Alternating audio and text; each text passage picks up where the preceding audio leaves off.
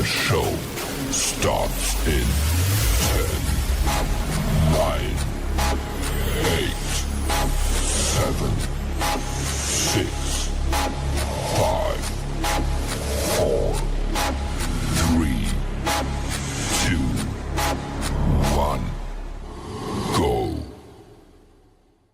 The following content contains adult language and humor that is not suitable for viewers under the age of 18. Viewer discretion is strongly advised. The views and opinions expressed during the following video content are those of the individual and may not reflect those of others.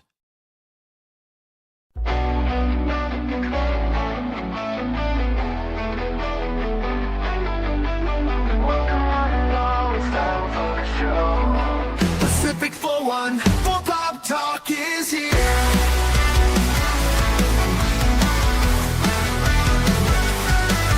Sit back and relax and join the conversation.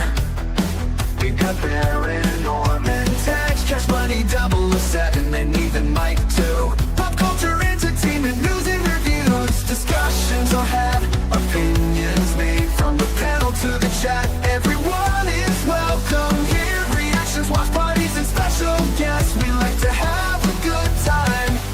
Pacific414 Pop Talk is underway. Pull up a seat, we're inviting you to stay. Articles, collectibles, reviews, you say.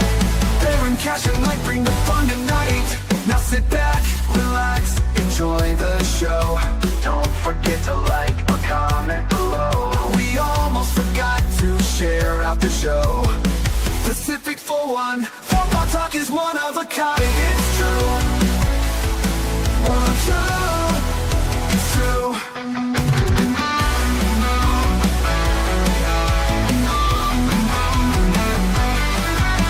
Sit back, relax, and enjoy the show.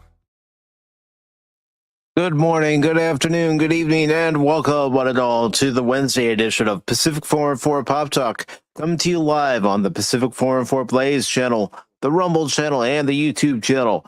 Along with Cashmoney007, I am your host, Mike, and obviously, Baron is not here, and for those of you who may not have heard on Sunday or even during Tuesday's God of War stream, Baron had to go to the hospital because of a kidney infection and a bladder infection, but I got an update yesterday from both the long-suffering Miss Tagge and Baron that he is home now. He is resting.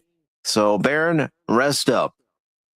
And Rest up, you fat bastard. well, at least I'll be looking forward to your return. I don't know about Cash.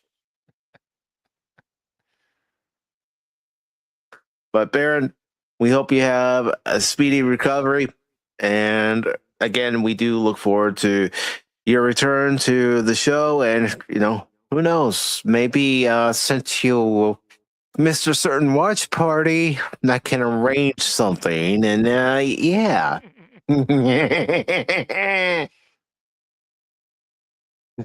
And, you know, that might be fun.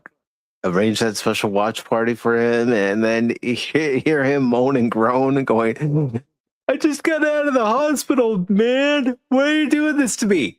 Because I'm evil, Baron. That's all right. I'm gonna just mute myself so Baron can make all the commentary. I'm just gonna mute myself. Okay? You know, it might be hilarious commentary. Yes. Like Baron, you're running this show. Mike and I are just gonna mute ourselves. We've already sat through this, and Mike's gone through this twice now. So. Yeah. Yeah, and yeah, I don't know if I can do it another time, but it might be fun just hearing Baron's take on it, and you know, just laughing and you know, acting like we're doing an episode of Mystery Science Theater 3000. We'll just mute ourselves and play some game on something or read something or whatever, and we'll just have Baron do the whole stream. I think that would be a good idea. No, this would be a watch party in the Discord, man. Yep. Oh, okay.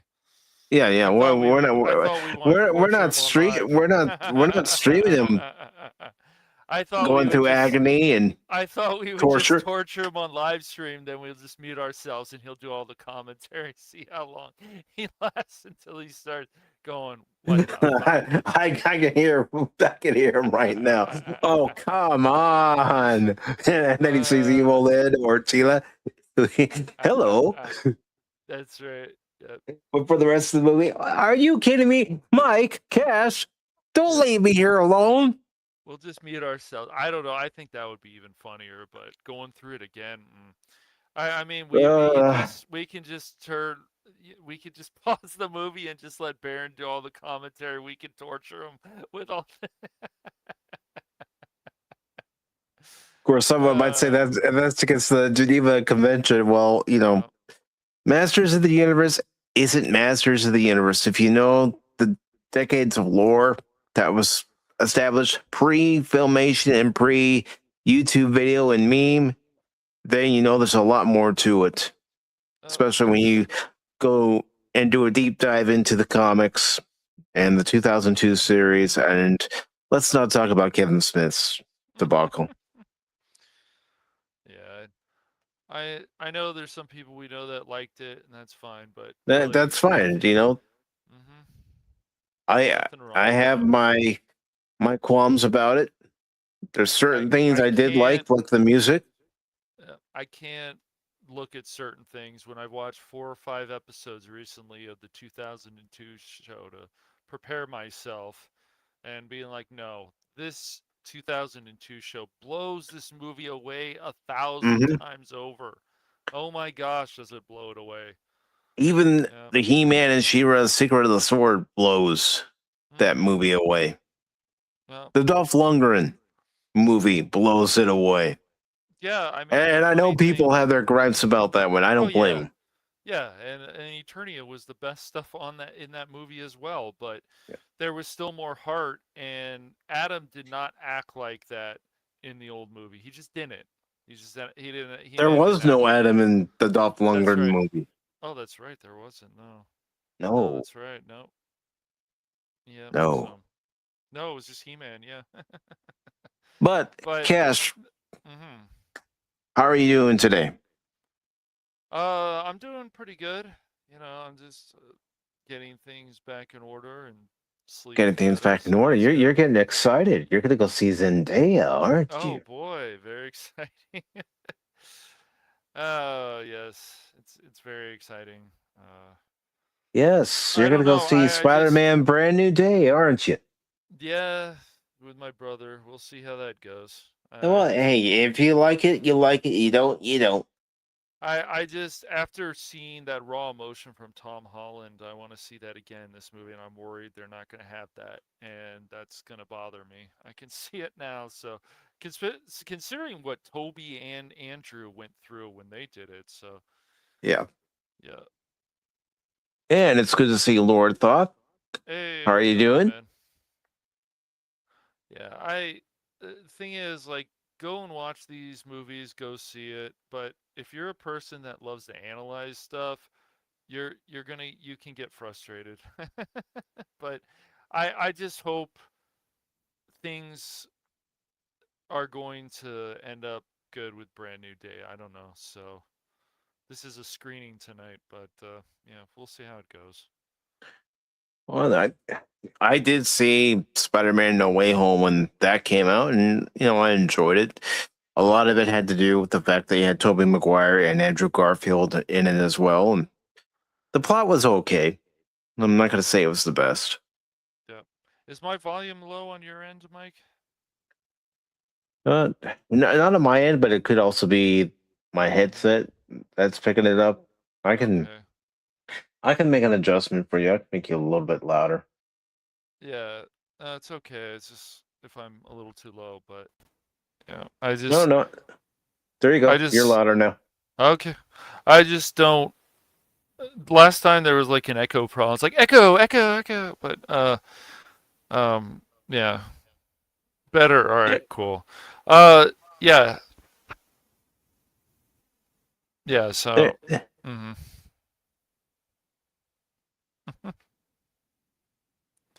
But that's one of the advantages of using StreamYard. You can adjust someone's volume so people can hear that person speaking. Yep. Just want to have the best sound I possibly can have, because we've had people on before that have echoes with stuff from even Cosme. Because if you don't turn off your mic, there can be an echo and all this stuff. So, yeah. Well, even I've had mic problems when I've tried to stream. Yep. You run into problems with streaming always, so everything needs to always be tested all the time. But yeah, I mean, I'm not. It's just like when I finally saw Mortal Kombat 2.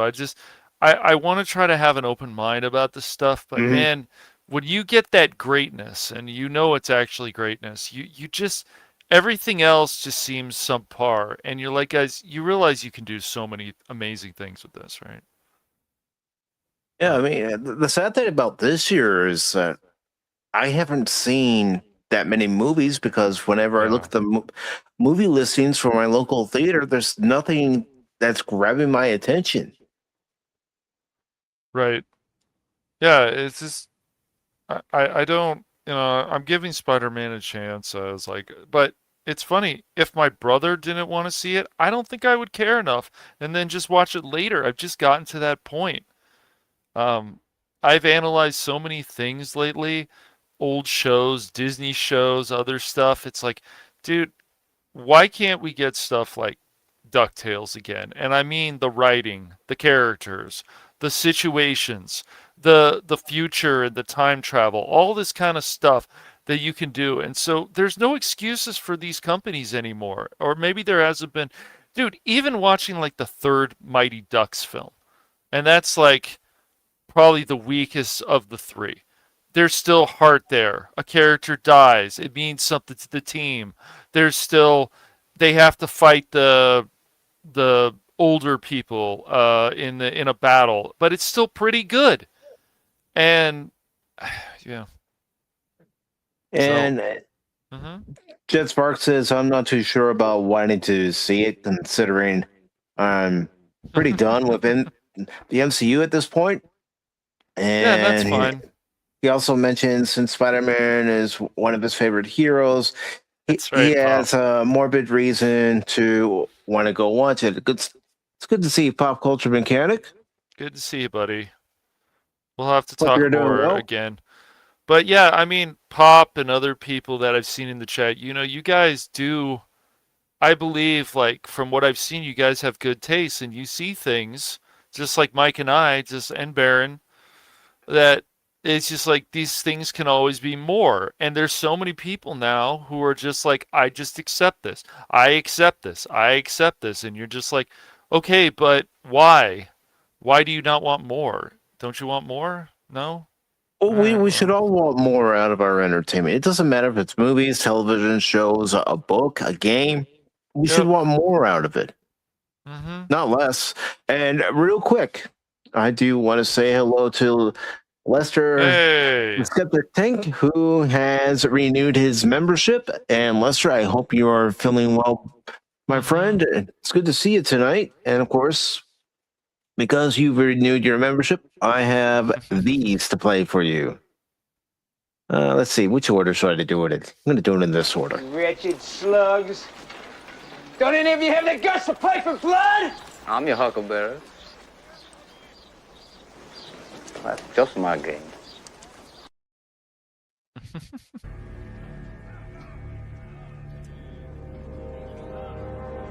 Glory to you and your house.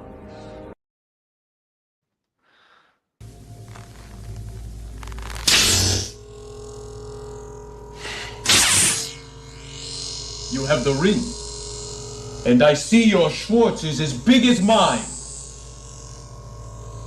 Now let's see how well you handle it. Now, the question, of course, Spaceballs too. Are they going to have those same kind of jokes? Because if they are, yep, go ahead. I have come here to chew bubblegum and kick ass. And I'm all out of bubblegum. And the last one.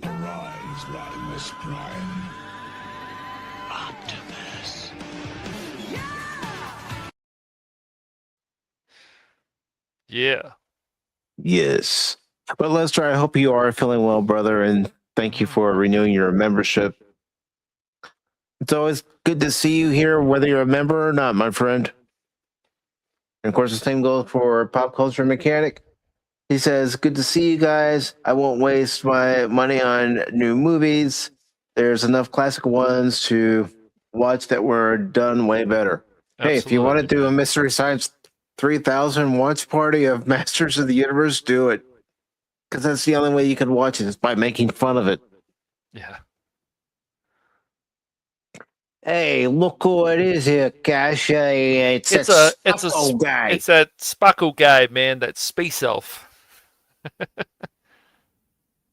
Yes. I asked him for 3 wishes and he said no. He's like, I'm not a leprechaun, you asshole. And I said, excuse me?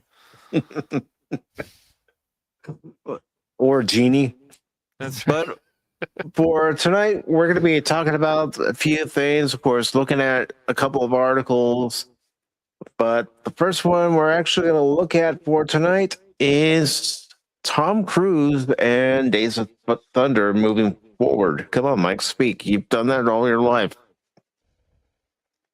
But I can't move my mouth. The words, they don't come out. The word.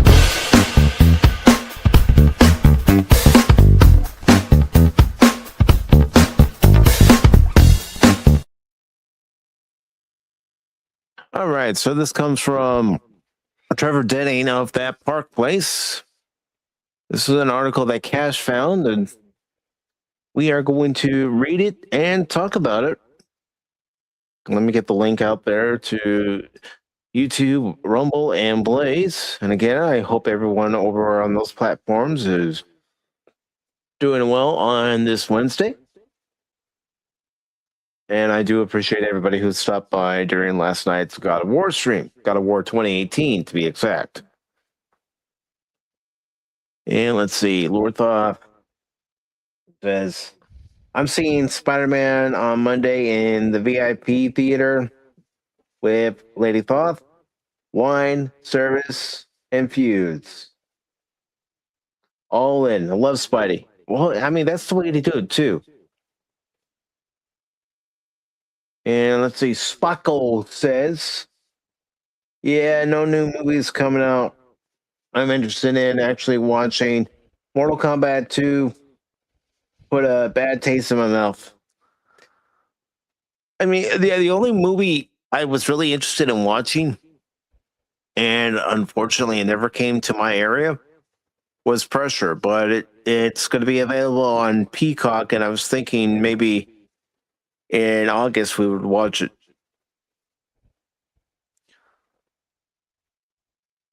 Air Force Forever. Why not? I know a lot of people that served in the Air Force. So, this article says Days of Thunder 2 moving forward with Tom Cruise. And it says, more than 35 years after Tom Cruise first climbed behind the wheel as Cole Trickle, Paramount Pictures is moving forward with Days of Thunder 2. According to The Hollywood Reporter, Jonathan Levine is negotiating to direct the long-awaited follow-up. Cruise is on board to reprise his role and will produce alongside Jerry Bruckheimer, who also produced the original film. Yeah, it was Jerry Bruckheimer and Don Simpson that were behind Top Gun and Days of Thunder. Those guys were longtime buddies. I'm quite sure. Longtime buddies, longtime powerhouse. Yeah, Bruckheimer is literally a machine. He just is.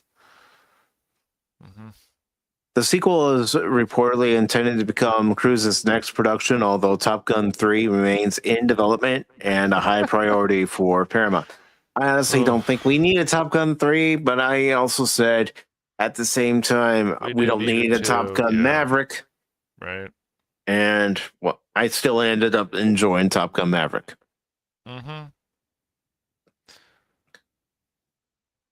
And Lester says, well, I'm right of the sorry dickless decision. I've been on a strategic spree to get old games on my PC. Just bagged R-Type games on Yeah. Steam and GOG. Why not? Why not, man? There's deals going on right now in Humble Bundle that you guys might want to check out. So for another day or two. While Levine still has not been finalized, the project already has a screenplay written by Will Staples. Staples previously co-wrote the 2021 action film Without Remorse and worked on several entries in the Call of Duty video game franchise. No story details or additional casting information have been announced. Tom Cruise returns as Cole Trickle, directed by Tony Scott. The original Days of Thunder followed open-wheel racer Cole Trickle as he attempted to transition to NASCAR. The cast included Robert Duvall, Nicole Kidman, Michael Rooker, Carrie Ells, Randy Quaid, and John C. Reilly. The film received mixed reviews when it opened in 1990, although Roger Ebert awarded it 3 out of 4 stars. He acknowledged that it was extremely formulaic, calling it an entertainment of great skill but predictable construction. Nevertheless, Days of Thunder grossed approximately $158 million worldwide against a reported $60 million production budget.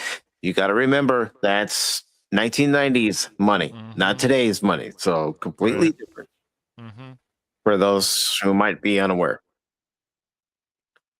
It has since developed a loyal following, particularly among NASCAR fans.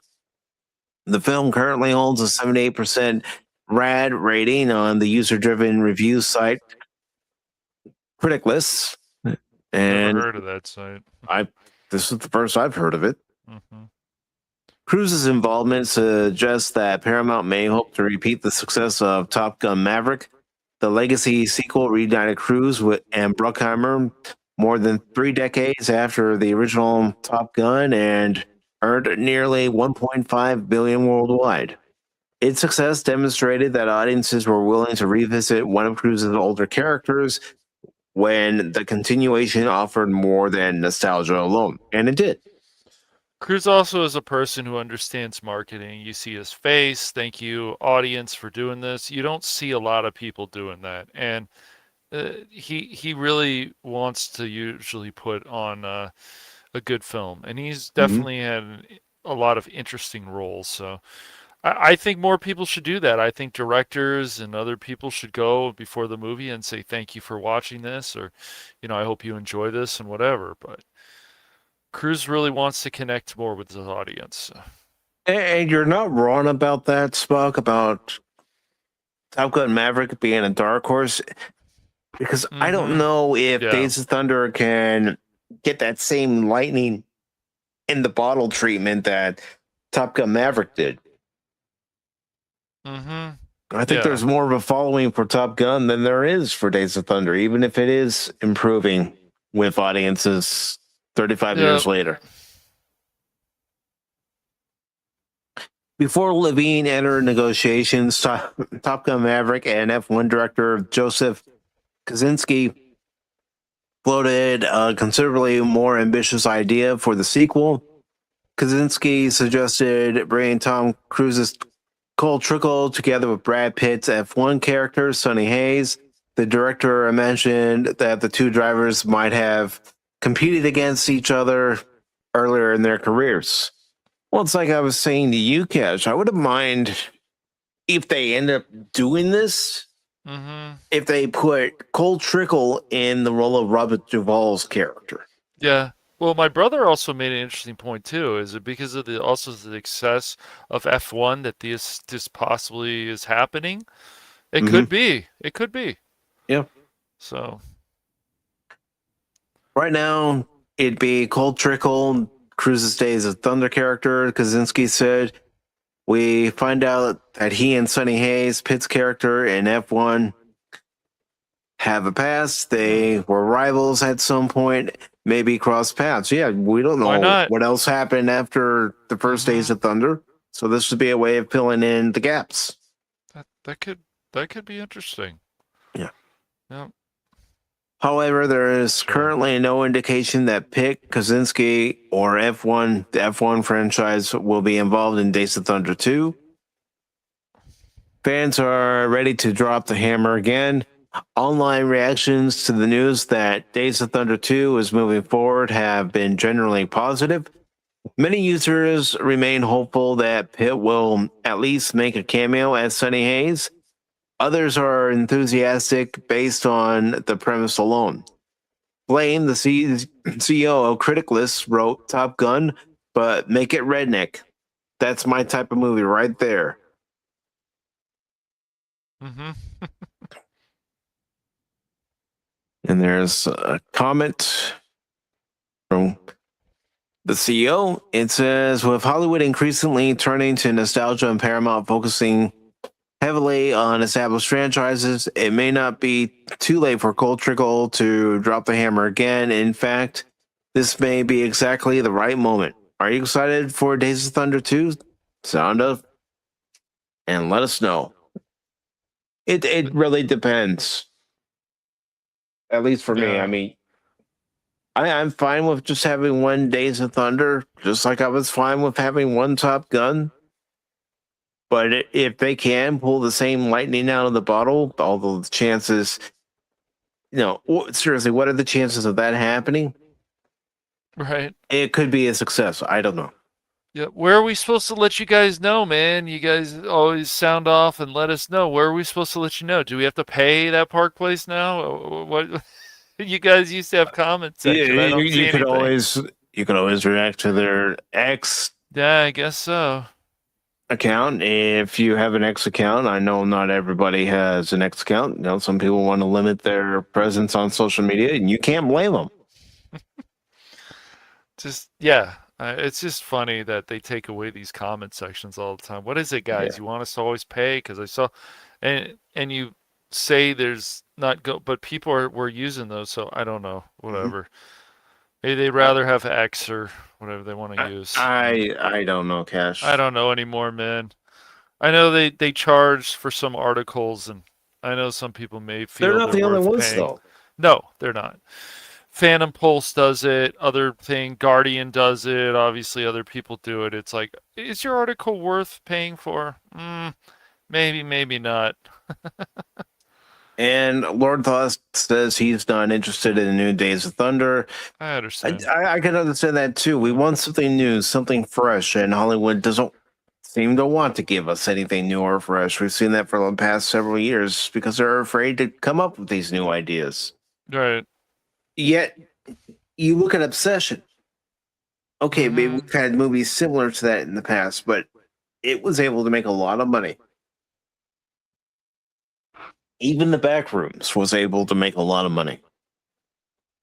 It was, yeah. You have to cut these budgets, man. Even as much as I enjoyed Mission Impossible, the Dead Reckoning Part 2, it's still, the budget was bloated, and that's probably also to do with the Koofa Doof and some other things, but it's just these budgets need to be cut now. They just do. They're going like they're just crazy with this stuff. A lot of these things are just not making money, and there are also things that have been around a long time. So you gotta look at your audience and the fan base and other stuff, but you got to stop always worrying also about appealing to everybody. That's a horrible decision. It's blown up in people's faces many times, and companies' faces. You're not going to appease everyone. No. Even doing live streams, you're not going to appease everybody. Yeah. You can turn yourself inside out, and still someone's going to be unhappy. Right. I mean, they keep missing the point of all this stuff.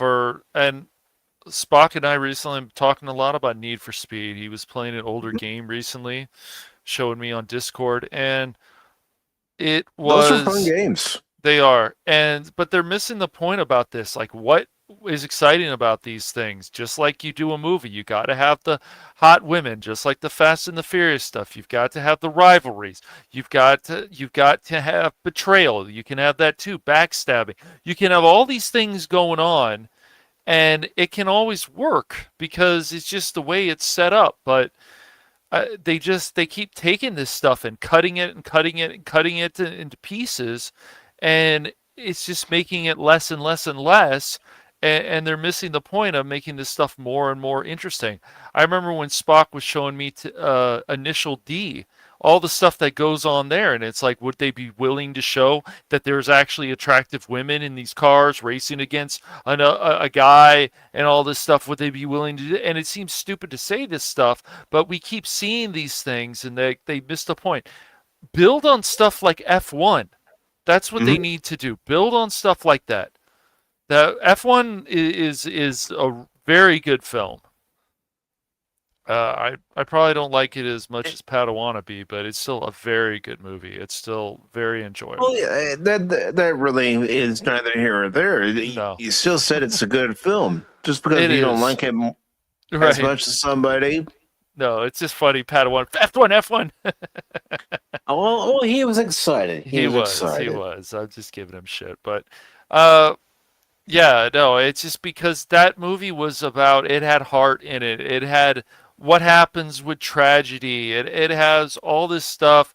You know, how is this man going to come back from his rehab, and all these kind of things that we haven't seen as much in these films. So you got to have that. And look, even comic book movies can be so much more than they are. They can have that raw emotion, which I think if all of them did, I think that would be great, because in some ways, other stuff did have that raw emotion. I don't know. It's just, I feel they just take these things away from us, and like, it's like a tease. Here's the carrot. Oh, you almost got it.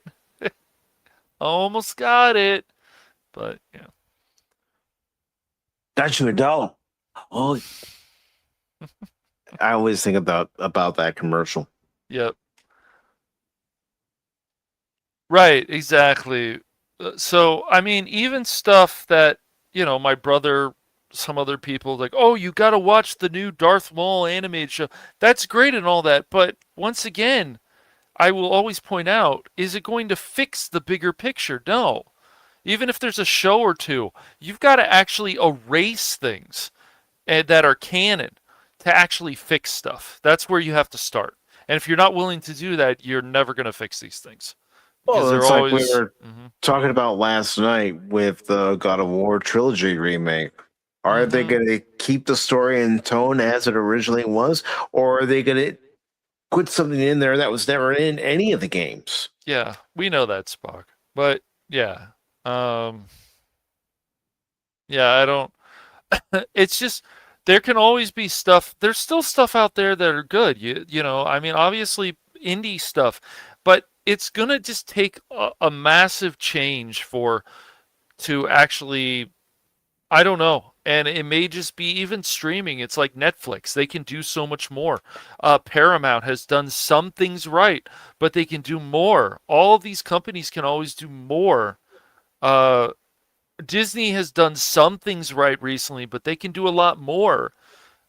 Putting a live action Moana and didn't do very well at all, you know, that says something. Maybe people are just sick of it. Maybe, who knows? It's just, maybe they changed some things that people don't like from the first movie.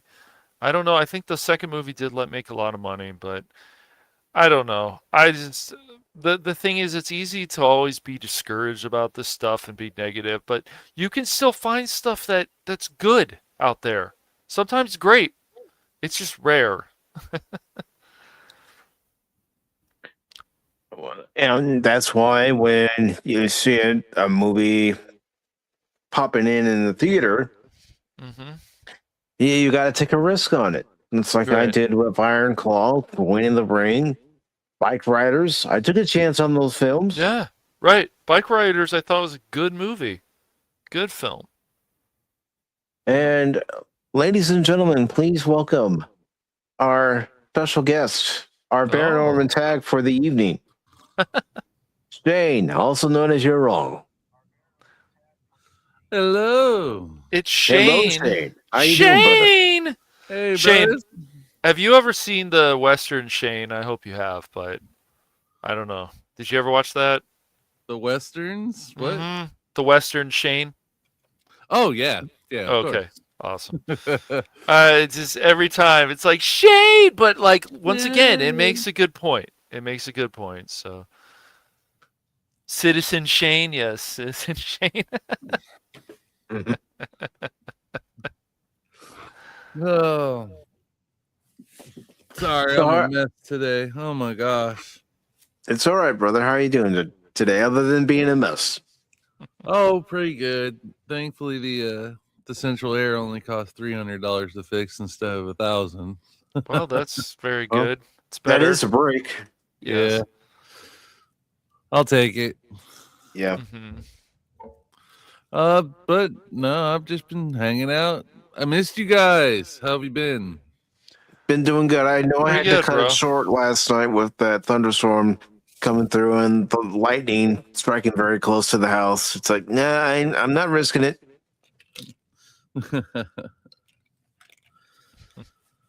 But I appreciate you accepting the invitation to come on today. I know there's something you wanted to talk about. I just have one more article to get through, then we can go ahead and talk about what was on your mind, brother. And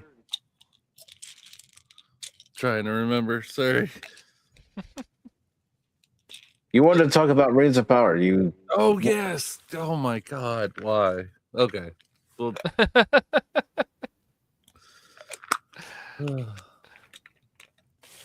I don't want to talk about Cash's favorite show too harshly. Oh yes. Oh, don't worry about it. Cash doesn't have any feelings. Spirit and I found that out. I don't know many. No. He's cold, heartless. He's a machine, folks. He's a machine. But I know. But at least Shane is going to get a second season of Starfleet Academy, so that'll be good for him. That's what's important. That's Wait. Last night I was told Starfleet Academy was your favorite show. No. And you know what? I wholeheartedly believe it. you're not. Starfleet Academy is canon. That's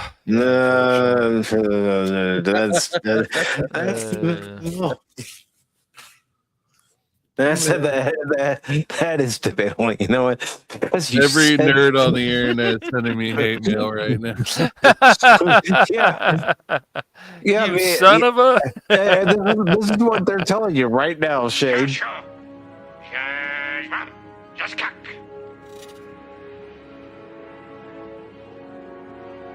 He said, "Today is a good day to die." Yeah. You filthy patak. Yes, filthy patak, but you know what? Sometimes there it is. I don't want my pain taken away. I need my pain. Next We've thing all- you guys say Lower Decks isn't a work of art. I never watched it, dude. Neither have I have watched the same animation, President Curtis, with Keith David. It's there's some funny stuff in there, but I don't know. They also have a little bit too much bathroom humor. I'm like, we'll see where this goes. They need to cut that out a bit. Yeah. Never. Nobody should, man. Nobody should. Oh boy. Disturbing. It's Yeah. disturbing. But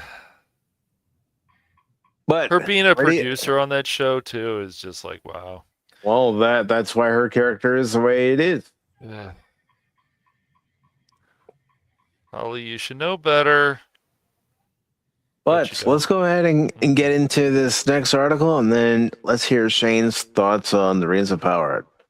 And no, I'm not watching any episodes of that again. I tried the first 3 episodes of the first season. I ain't doing that shit again. You ain't even gonna watch the trailer? Not even gonna watch the trailer. Those 3 episodes, you can go back and look at those videos, Shane, and you can see that I had misery on my face. That's when I used to go on camera. That's not misery. That's dedication. Dedication, my ass.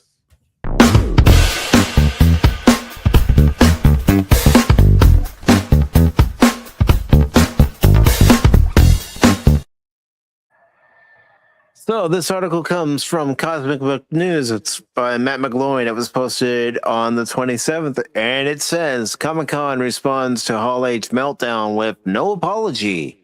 In 2017, Shut Up fans got free badges. Comic-Con's nothing more than an overpriced, overhyped con anymore. I don't even see why people still go. I tried to go back in 2014. Couldn't get tickets. And it's all about who you know and what you know to get into that Comic-Con. At least that's what it seems like from my vantage point. They've certainly run into problems in the last few years. Oh yeah. Trafficking anybody? It just depends what you really want to see there. That's the whole case. You can go to smaller cons like Pop has recently, Pop Culture Mechanic, and you can get some really cool stuff still. So you don't have to go to the bigger cons if you don't want to. But I don't know. A lot of these things have changed. TwitchCon and so on. They're not what they used to be. San Diego Comic-Con used to be this small, unknown convention unless you lived in the San Diego area, and then of course you knew about it, but it used to be small before it ballooned into the megacon that it is now. But it says Comic-Con finally said something about Saturday's Hall H disaster. What it said might be worse than the silence. While every outlet on the planet was busy covering everything Marvel announced in Hall H, Comic-Con International quietly published a statement on its official Tucon blog titled simply Hall H Saturday. Wow, that's all you're going to title it? You're not going to say, we're sorry, fans? Everybody who had badges, who paid a lot of money for those badges, we're sorry. We're very sorry. Here's compensation because you weren't able to get in.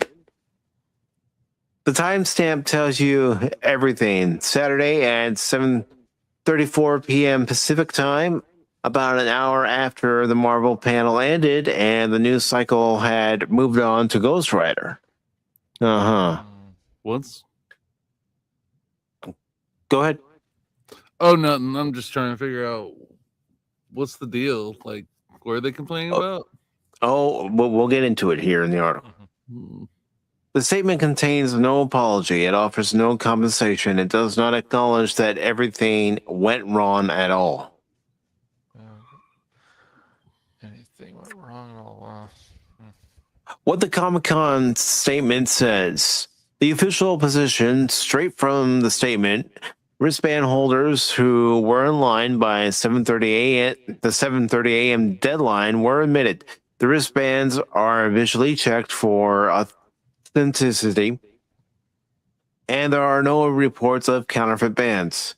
As for why hundreds of wristband holders never got inside, Comic-Con points to turnover. Hall H never clears between panels, and this year fewer people left after the earlier sessions than in past years, which meant fewer seats opened up for anyone still outside, including wristband holders who returned after 7:30 a.m. So basically, you can walk into the room, Hall H, and sit there all day if you want to and not leave, is how it sounds to me. The Comic-Cons quit being good in the early 2000s. Let's be honest. Yep. This is ridiculous. Obviously, they were selling too many tickets if this is a problem, and it's their fault. Oh yeah, it's definitely their fault. Even trying to get a ticket and being in that waiting room is a son of a bitch. Why would you sell too many tickets for the venue? Especially something as big as Comic-Con. I don't know. This is why nothing in California goes right. Nothing in California ever goes right because they can't even put together a Comic-Con properly. I mean, it depends, but yes, the convention here, it depends on what convention, but they've run into problems. The worst is obviously the sex trafficking that went on 2 years ago, but the problem is that conventions from everything that went on, that they can. It's a mess because Universal seems to be okay. Disney's got obviously its problems, Disneyland, but when it comes to conventions, there's other ones. I know Crit went to one, an EU convention, and that went pretty well. That was a smaller one in Burbank, so I don't know. It's just, but it seems like the last few years, especially with these bigger conventions, especially San Diego Comic Con, there has to be problems for some reason. I don't know. And there's disgusting stuff going on too. So, especially the last few years. And Spock says, "I'll only go to the con for Hot Wheel exclusives." But that's true. Some people, that's all they do. They go to the cons for the exclusive content that they're getting, whether it's the exclusive figure, Hot Wheels, you name it. Some keep it, and then others will sell it later on eBay. yeah, I mean, it's in the name, so obviously they're still selling comics, but when they added a lot of this TV stuff, it's just, and the problems that I even heard from people who went there, and it was like cattle, and people had to sit outside, and this was like 10 years ago, sit outside waiting for the place to open up. I mean, that's just ridiculous. But Not see, even be able to go to your just hotel and then going downstairs, have to actually be outside of the conference room or panel room or whatever. And you have to be present at all time. That's the problem with these conventions now. That you have to pretty much plan to spend your whole morning, afternoon, and evening at the con. Yep. I can tell you guys, when my brother and I, we went to the Los Angeles Convention Center for it was the Star Wars celebration that they have every few years. Yeah. Or maybe they now have every year, but it was like 2008, and things actually ran pretty smoothly. I don't know. It just did. There were cool vendors, there was stuff, but now it just seems like they don't care about being organized. When people are paying good money for something, they deserve to be upset if things aren't fixed. But every convention from TwitchCon to E3, I remember going back to E3 like 2 years ago in the early 2000s. It was pretty amazing. And it wasn't, that's the time that booth babes were still around. That's what they were called. And yeah. How many times did you see pictures from any con that had a booth babe? Where you had somebody dressed up as Power Girl, for instance, or Laura Croft, or Red Sonja. Yep. Cosplay has been taken over by the same perverts that do the furry crap. Yeah, there's definitely people who are wearing those furry costumes that you go, oh, I don't know. There's still people that want to honor, I feel, what these conventions are for cosplay. Cosplay is their favorite characters. That's cool. I don't know if it's the same before. It was like you see somebody who's in a cosplay and they want to take pictures. Now it may not be like that. I don't know. I haven't gone to one of these conventions in a long time. The last one was TwitchCon, and that was actually pretty cool, but that's even changed too. They've got pandering stuff. They've got drag queen panels, but I'm like, okay, if that's allowed, then we should be able to allow conservative panels. So, it's crazy. All this stuff is crazy. That they just want to change things and not just... The thing is, though, Cash, you're not going to have a conservative panel. No. At a Comic-Con when they go batshit crazy when Vic Mignogna's been booked for a Comic-Con, and then because they're going batshit crazy, they kick him out. Yep. I mean, this has happened with Dean Cain, and this is what I mean. People out there, if you have a channel, you want to talk about convention stuff, like even more, then do it, because it's just like these things are wrong. And Dean Cain being banned from GalaxyCon or not invited to a special Superman event is just ridiculous. And I don't know. I keep seeing this stuff, and there was a time a few years back I wanted to go to GalaxyCon, but until they actually fix this stuff, I'm not going to bother. Yeah. And Pop Culture Mechanic says, Yeah, it's not all just San Diego Comic-Con. No, it's not. No. It's not San Diego Comic-Con. It's not WonderCon. 2 cons that are run by the same company. But he says look for something called Fan Expo. Yeah. I've seen advertisements for Fan Expo, not in my area, but for other areas. And I see that a lot of people seem to be having a good time when they go to a Fan Expo convention as opposed to a San Diego Comic-Con or any of the other big ones where they have too many requirements. And of course, Godzilla, you're 100% right. The normies ruined most cons. Yes, they did. They did, unfortunately, because it's just like they want to add stuff instead of being like, okay, we can have this and we can have this and we can have this, but then they start the pandering stuff, special groups, special this. It's like, no, dude, this is supposed to be, people pay tickets and they're all supposed to get a great experience. That should be the easy answer, but of course it never is. It becomes a maze. All right, gentlemen, we have to behave right now, especially you, Shane. Oh, geez. Please welcome in Dork Girl. Hello, Dork Girl. Oh, Turkey!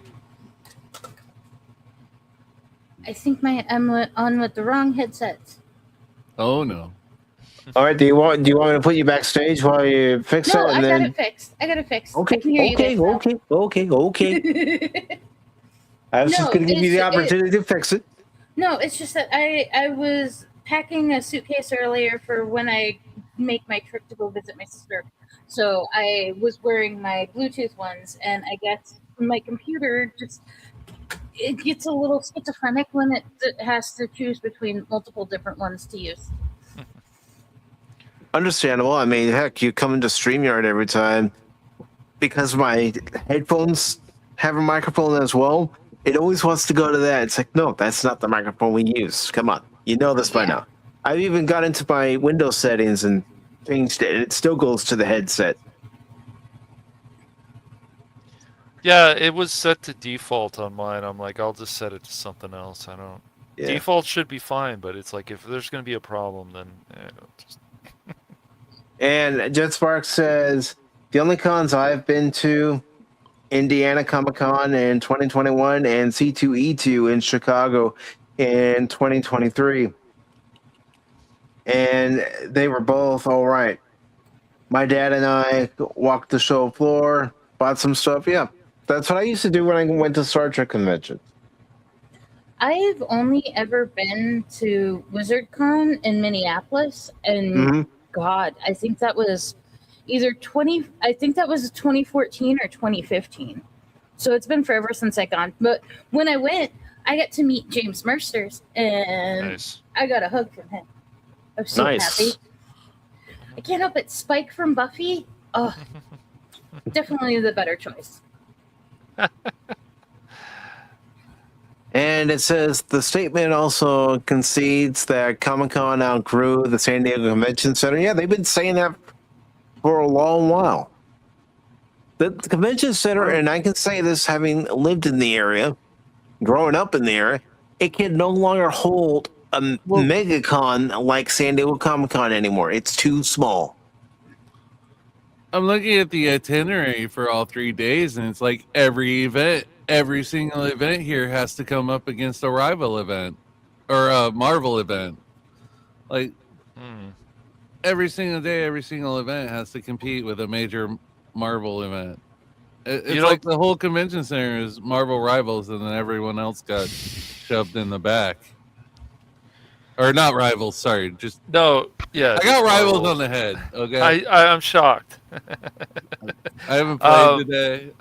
I'm feeling. He's having withdrawals already. I know what you mean, Shane. You know they're scheduling all these big Marvel events around every other announcement. It's like nobody's gonna want to go to these other announcements when it's Marvel. It's like Marsha. Yeah. Do you see any pandering nonsense there? Or are they actually cleaning that up, Shane? With the schedule you're looking at, do you see any pandering crap? No, it's just like they have. Okay. That's good. Hang on, 2020 Comic-Con, blah blah blah. I mean, they have all this kind of cool stuff that looks to do, but you can still find cool stuff at vendors. It's just stuff can be obviously overpriced. It's like they have this event here, for instance, on Saturday. A look back at Comic-Con's Marvel early years, and it just rams right through all these other events. It's almost like they need to have like multiple venues in the same city. Well, that's what they've had to do. They've had to rent out other spaces to hold different events for the whole Comic-Con weekend. It's like, you guys have to either decide to move it to another location, which San Diego's not going to like that. That's their cash cow during that weekend. Or they're going to have to find some way, and I don't see how that's going to be possible with the hotels and everything that's around the San Diego Convention Center, of expanding the convention center. They've already expanded it once before. But like all the events from 10 a.m. to 11 a.m. have to deal with that look back at Marvel Comic-Con. And then all the events from 11 a.m. to like 12 p.m. have to deal with competing with Spider Noir stuff. And then from then on, it's like storytelling, blah, blah, blah. Marvel Rivals has a spot there, actually. I'm sure they do, because they're... But every block, every time block has something Marvel related to deal with. Well, then they need to rename the convention to the San Diego Marvel Con. Yeah, seriously, it's ridiculous. Yeah, if that's going to be the majority of that, And Jet says that C2E2, his dad got to meet William Shatner and got his autograph, and we bumped into Doug Walker, aka the Nostalgia Critic. That had to be fun. I was watching Tech War last night too. That wasn't a bad show. I haven't watched it in a while. Oh, it was terrible. But I love it. It's a good kind of terrible early writing. Oh, come on. It was so bad, it's good.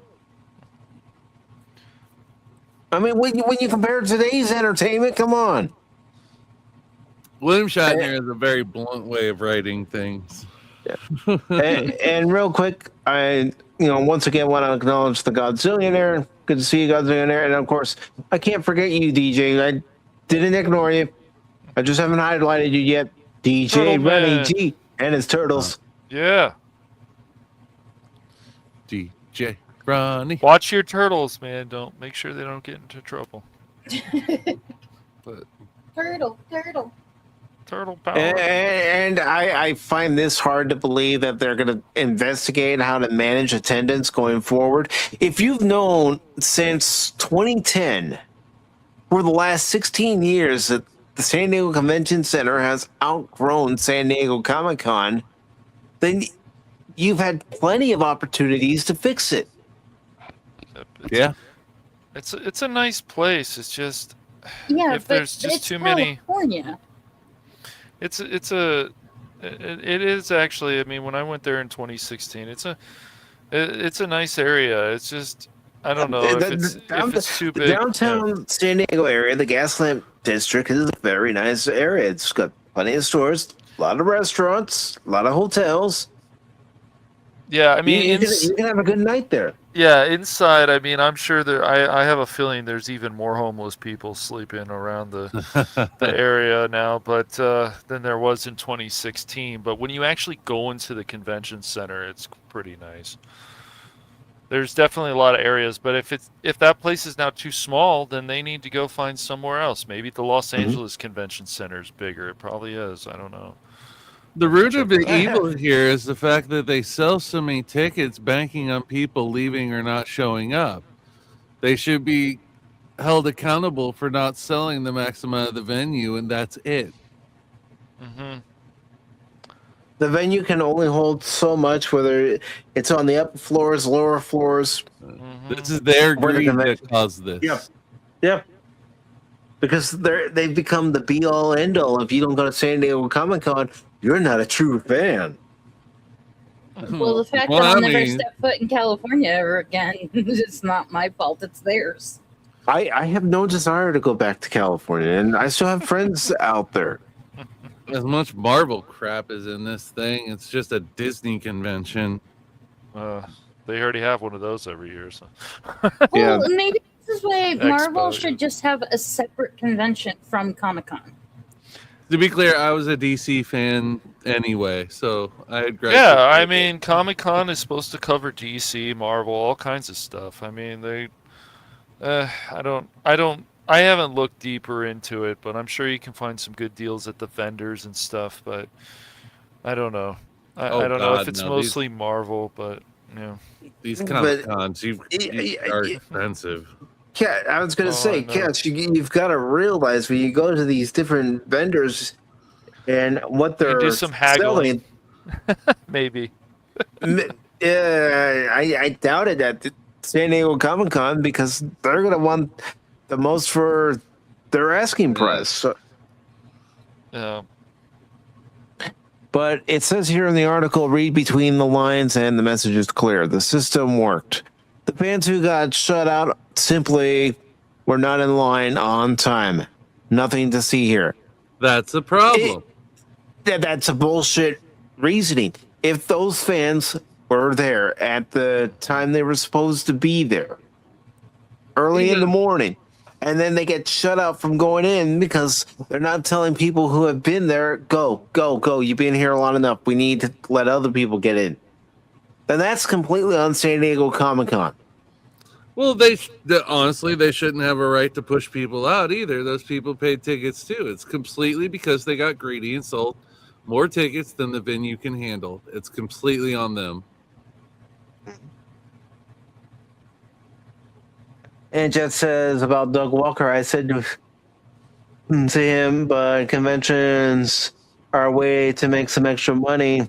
Even YouTubers like him, and wasn't looking to spend money for a photo. Oh, God, don't get me started on the YouTuber vendors at Comic-Cons and stuff. Come on, dude, get out of the...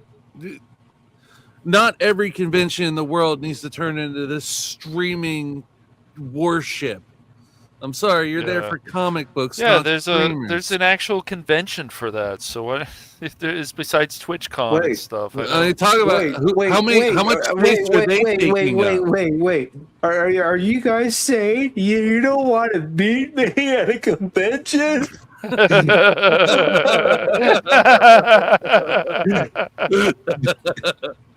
Yeah, Mike, that's exactly what we're saying. We don't want to meet you at a convention. I'll just say, how much space in this convention was wasted on streamers and their little booths? Well, not only streamers, but other people that really have no business being there hawking their stuff.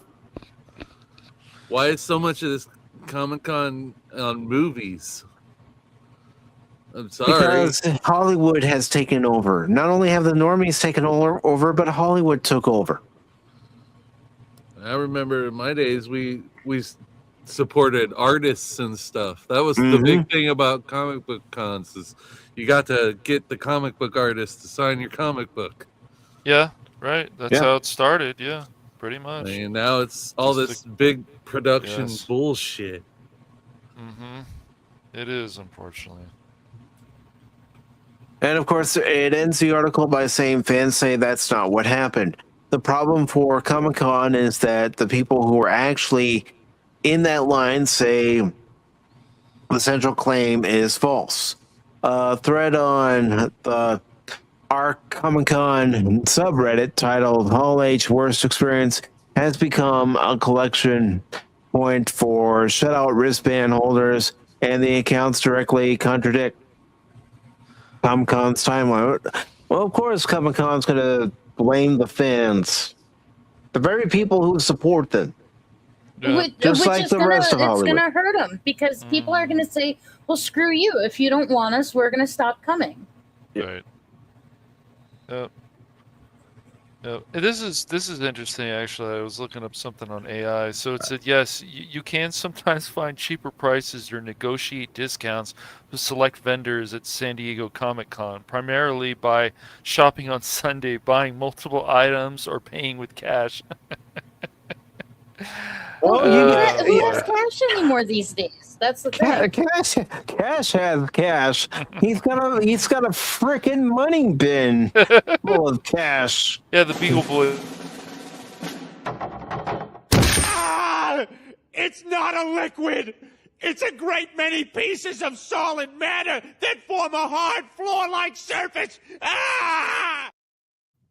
Yeah, don't try that at home, kids. Yeah. But you do it all the time. Come on, Cash. I do sometimes. I just try not to tell people. But this is a problem that San Diego Comic-Con created. Yes. By making themselves the be-all, end-all of Comic-Cons to go to be at, to hawk your stuff, to hype your movie, television show, whatever. Well, Are they going to fix it? No. Obviously, they're not going to fix it. No. Not until they start losing money. Yeah. These things are just elitism now.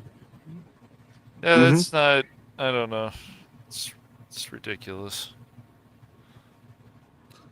Well, I mean, the only way to fix this is to make the event less open for people. That's either you get a huger venue or you block out a lot more people. And you can't go charging the people you're planning on blocking out. You just can't. They're going to have to block out. They're going to have only a certain amount of passes / tickets available for each day. That day needs the class action lawsuit this. But it's California. There are going to be some people who won't do that, Shane. You know that as well as I do. And then there are some people in California who's like, yeah, they'll file a lawsuit. Yeah, it's just basically what I'm saying is you're going to have the people that will do it, the people who won't do it. It's unfortunate, but that's why we see the video game industry the way it is. People still buy that slop. Yeah. And Godzilla says San Diego Comic-Con invites too many VIPs that get comp tickets and don't buy anything. They need the unwashed masses to spend money. I took a shower. I'm fine. I don't stink. Well, I can't tell you for sure if you stink or not. Crickets. I promise you won't smell my body odor at the convention. Not over everyone else's. Tell me the one wearing the gas mask.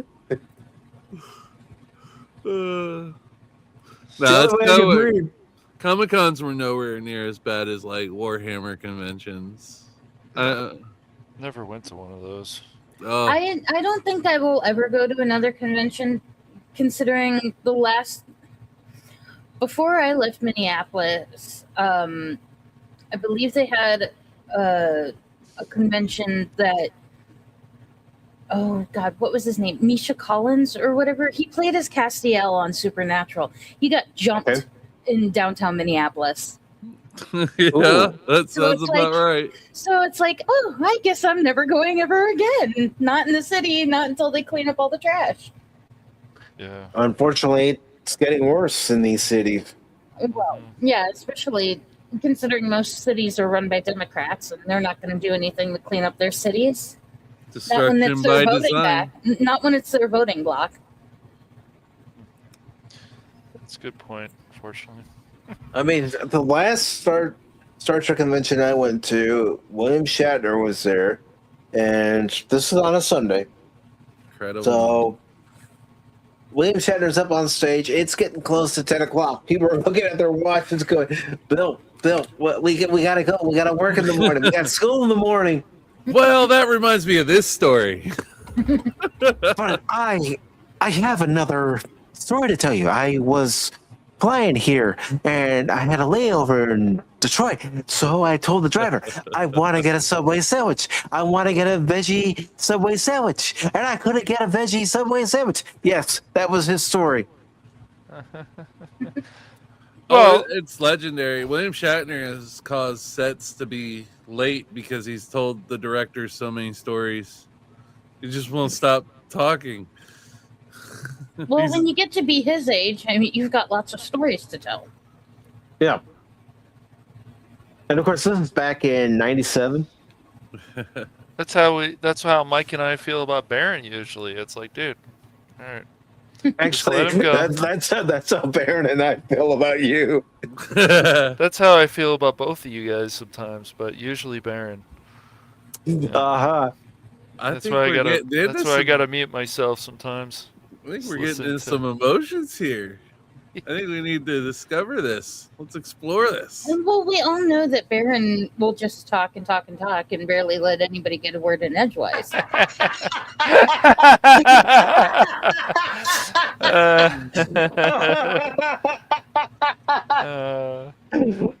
love you, Baron. We love you, man. Yes, we do. I'm reporting you. Reporting me to who? Not you, Baron. As soon as the comedy laws come. Hey, Dork girl, you know what that means? We got a snitch here. He's gonna snitch to him. No, we're just keeping it real. Hey, whatever goes on between the three of us and stuff, it's Baron's the one who's always like, without me, this show would not run. This would not function. Hey, carry the show. Well, he does have the gift of gab. And I don't know because wait, you didn't hear what I said yesterday? Well, then let me fill you in. Saturday, he went into the hospital because he has a bladder infection and kidney infection. Ooh. He's out of the hospital now and resting, but that's why he wasn't on the Adventure Continues Saturday and wasn't on Pop Talk Sunday because he was dealing with that. Well, I hope he gets better soon. Well, so do I, but he knows the rule. One of us isn't here, we mock him. That's right, and if not, I'm sure his wife will slap the shit out of him a few times. He'll be okay. And it's like I said to Cash, he was making an excuse because he didn't want to watch Masters of the Universe. Right. Well, guess what? We're gonna get him to watch Masters of the Universe, and we're gonna hear his moans and groans going, "Well, Mike, stop it! No, you heard me, Mike. You heard me. This is your torture." Yes, 2.5 hours of torture. It's like being in an HR meeting with some action scenes built in. Yep. Yeah. And Jet says when he was at that Comic-Con, he was able to get a heavy blade for his lightsaber from Ultra Blades. The owner of the company was the vendor at C2E2, and it was nice meeting him. I bought my blue saber from Ultra Sabers years ago. Nice. And I agree with like this that any of this stuff can be corrupt, and like this woman was talking about, she was instructed and did what they said and what the staff told her, and then it's like people are just left out to dry. Yeah, there's definitely nonsense going on and people shouldn't put up with that, but we've now seen that Barbie convention was a disaster for people. The people got very annoyed about Mark Hamill, the way he was talking about Mark politics. Hammer. Come on, get it right. We're gonna go with Mark Hammer still. All right. So Mark Hammer, and then of course what was going on at the Trek conventions as well. They were fucking doing their shit again with their agenda crap, and people were like, "I didn't come here to listen to this," and it's like, no, of course not. And so this is a problem. And people don't think it's a problem, as well as some people being denied, including Vic Mignogna and now Dean Cain and whoever else. There's obviously been some YouTubers barred from these places too, who bought tickets. None of this is right. And I don't think they have obviously a booth, but they wanted to go to Comic-Con or one of these conventions. Oh, I know who you are. No, we're not going to allow you in. What? My feelings again. So, but they're fine with all this other stuff. Of course they are, because it meets their agenda. That's right. Every time. So, as long as it meets their agenda, their political view, they're okay with it. If you have an opposing opinion, opposing point of view, oh no, you're not going to be allowed in here. Yeah, I agree. Well, didn't Vic Mignogna get banned because of bogus allegations from females? Yeah. Mm-hmm. The only reason I know about that is because Nick Rekieta would talk about it all the time when I would watch his streams. Yeah, it's just that whole thing. It's just, once again, it's not just the conventions. It's these organizations. It's these events. It's the we've got a whole line of stuff. Even what happened with Coachella and all the nonsense that went on there. I mean, with the political garbage, and it is, or the problems with the bathroom situation or whatever, because there's so many people, and all the money that those people are paying too. Well, and much of the culture stuff has been taken over by the gay race communists that it's just, you can't get in there unless you absolutely can hide the fact that you don't think the same way as them, or you don't believe the same things as they do. And they'll even ostracize their own if they don't adhere strictly to their code of conduct or whatever. Right. That's because it's a cult. Yeah, it's the voice actors group, all these different ones. Like after the Vic Mignogna, you can just know that there's a lot of problems there because of politics, greed, and all kinds of stuff. And it's like you don't fit in with their little special group and whatever, then they're going to tell you to go to hell. No, they can go to hell, but they're gonna, but still. But it's all just a bunch of nonsense all the time, and it just keeps getting worse and worse. And we see problems with conventions. I mean, when Crit was telling me about the EU Star Wars convention, there had to be a panel for LGBT plus. Okay, great, I guess, but why not just why then there should be other panels that should be allowed. If you're going to open it up this way, then you need to open it up this way. But they don't want to look at it that way because this is wrong and this is not right. Stuff is political at all. They think it's all just people wanting to be who they want to be, and it's like, well, you don't think that normies want to be whatever they want to be without being judged by the people that don't have blue hair? Yep. Mm-hmm.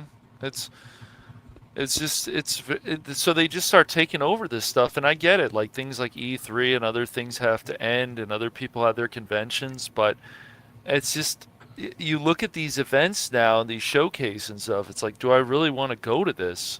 Certain people, sure, they do, because they'll accept anything, and that's fine for them, I guess. But for other people, it's not fine, and accepting everything just becomes a lot more problems, and has to the point where there was sex trafficking for 2 years at like Comic-Con, and there were actual arrests, and like there's no excuses for any of this stuff. I don't think that happened this year, thank God. But I'm tired of a minority of sex-crazed individuals who want to build their entire life around their genitals, controlling every single cultural issue. Right. Exactly. I'm sorry, but we're allowed to like stuff too. That's right. Exactly. And we don't want to continuously be beaten over the head with whatever ideology that they're adhering to at the moment. They've destroyed everything. Representation. Over-representation. You bring back G4, you bring back anything. It doesn't matter even if it's streaming. It needs to feel like the same part. And what they do is they want to sit there and lecture people. It's ridiculous. Gamers and all kinds of people. This is wrong if you do this. This is wrong if you want this. This is wrong. This is wrong. Who made you in charge? Ridiculous nonsense. So, yeah. And then this stuff fails, and then they blame the fans. It's like, you did this to yourself. It's just like these layoffs. It's everything. It all connects because it's all the same crap that just keeps going on. So, It Well, doesn't yeah. mean things can't be fixed. It's just you've got to get people in there that are going to fix these things And or they start gotta stop fixing this stuff. bowing down to the people that cry the loudest just because they're That's being right. louder. It's like, I'm sorry, but no, you don't give in to a 4-year-old when they're having a temper tantrum. You don't give in to some crazy person that wants to be called a she when they're actually a he. Right. Yeah. That's the whole thing about that situation. It's just like, I'm just going to call you by your name. If that's not good enough for you, then I'll just walk away. I'm not interested in playing these games anymore. Sometimes you're like, yeah, I guess so, and then other times you're like, no, I don't want to deal with this. And if they want to control how I talk, wait until they finally get it to the point where I start using some vulgar language to describe them. I will definitely be more than happy to look at some dude with moves and tell him, hey, beat it. Don't be talking to me like that. You don't get to tell me what I get to say. If you don't like it, you can walk away. Yeah, exactly. There was a YouTuber who likes to go around trolling people. He's got a I would say he's got a big channel. I think he's got a few million subscribers or whatever. And he was at one of these furry conventions.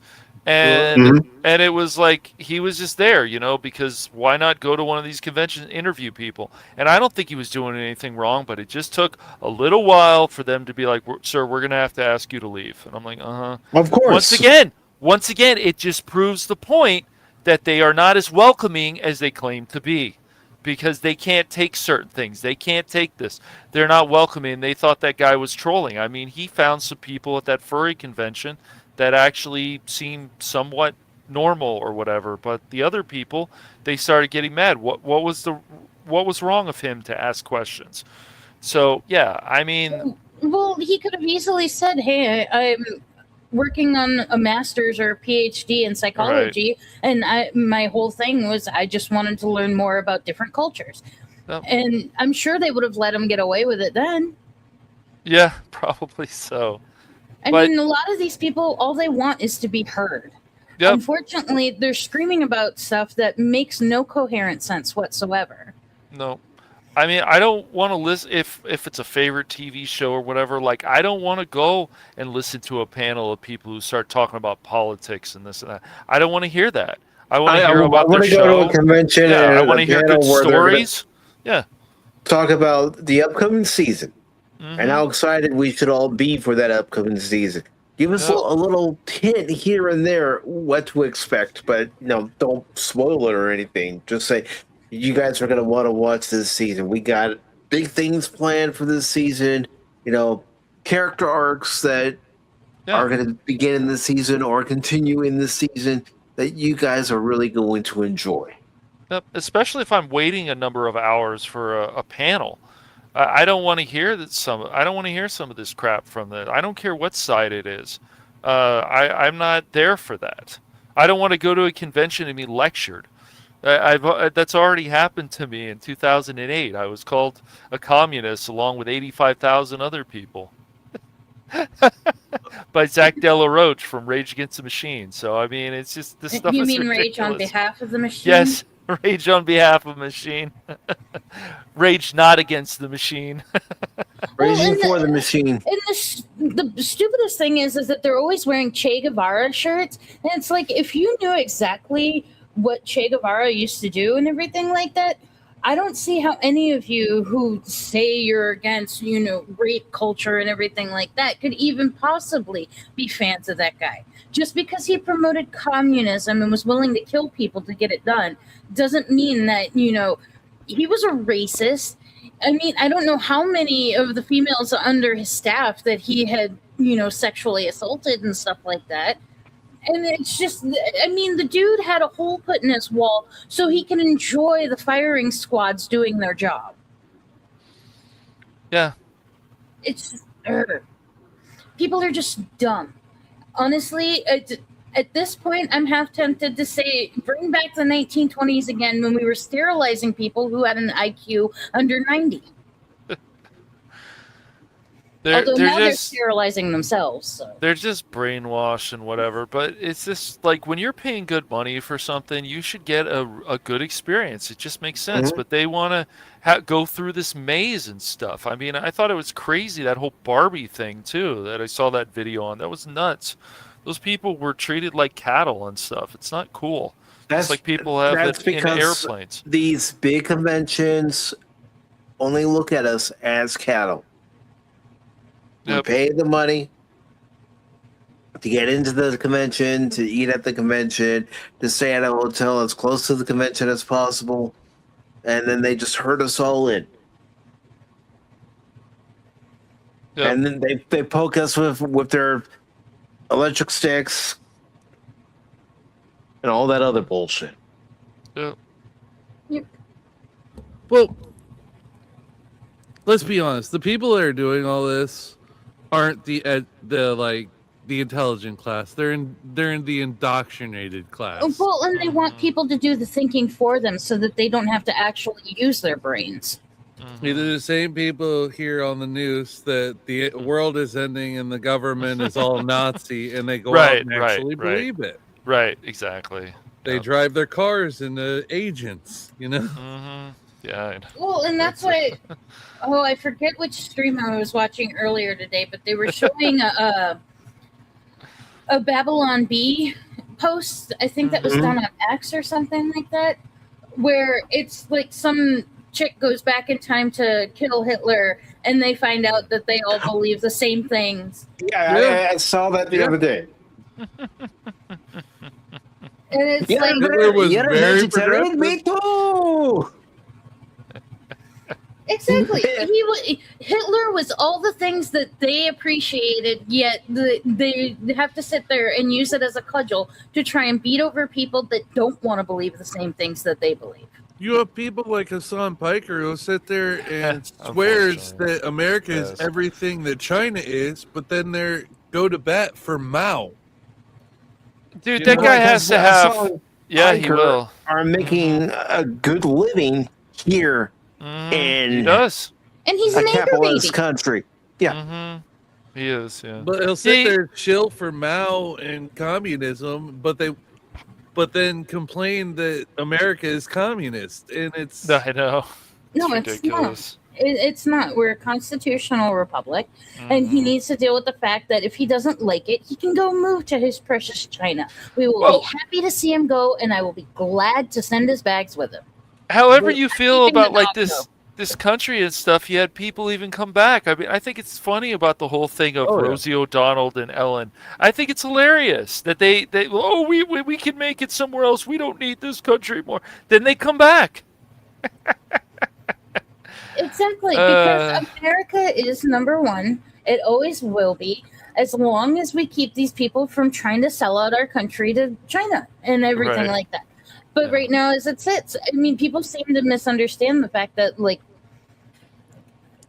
as much as I disagree with starting new wars and stuff like that, even though the Iran thing isn't a new war, it's been going on since the 70s. It's been going on since 1979. That's what people need to realize first and foremost. Exactly. Yeah, it's just Trump's got the big, massive balls that are willing to, say, screw you guys. We're going to take care of this once and for all before they annihilate everybody else in the Middle East. Yeah, it's yep, and yeah, it's. I'm sorry. I'm derailing everything, aren't I? No, it's fine. It's just the thing is that. Dork, today's show is about talking about pop culture, entertainment, and other topics. That's right. Of discussion. Yeah, no, it's just the censorship. They'll be like, this is fine, but this is not fine. This is fine. And so it just keeps going on. That's like what Reddit is, and Nexus mods, all these things. It's like, oh, well, I wanted to do this. Well, it's just a mod, so who cares? You can use it or not use it. No. That's wrong. That offends me.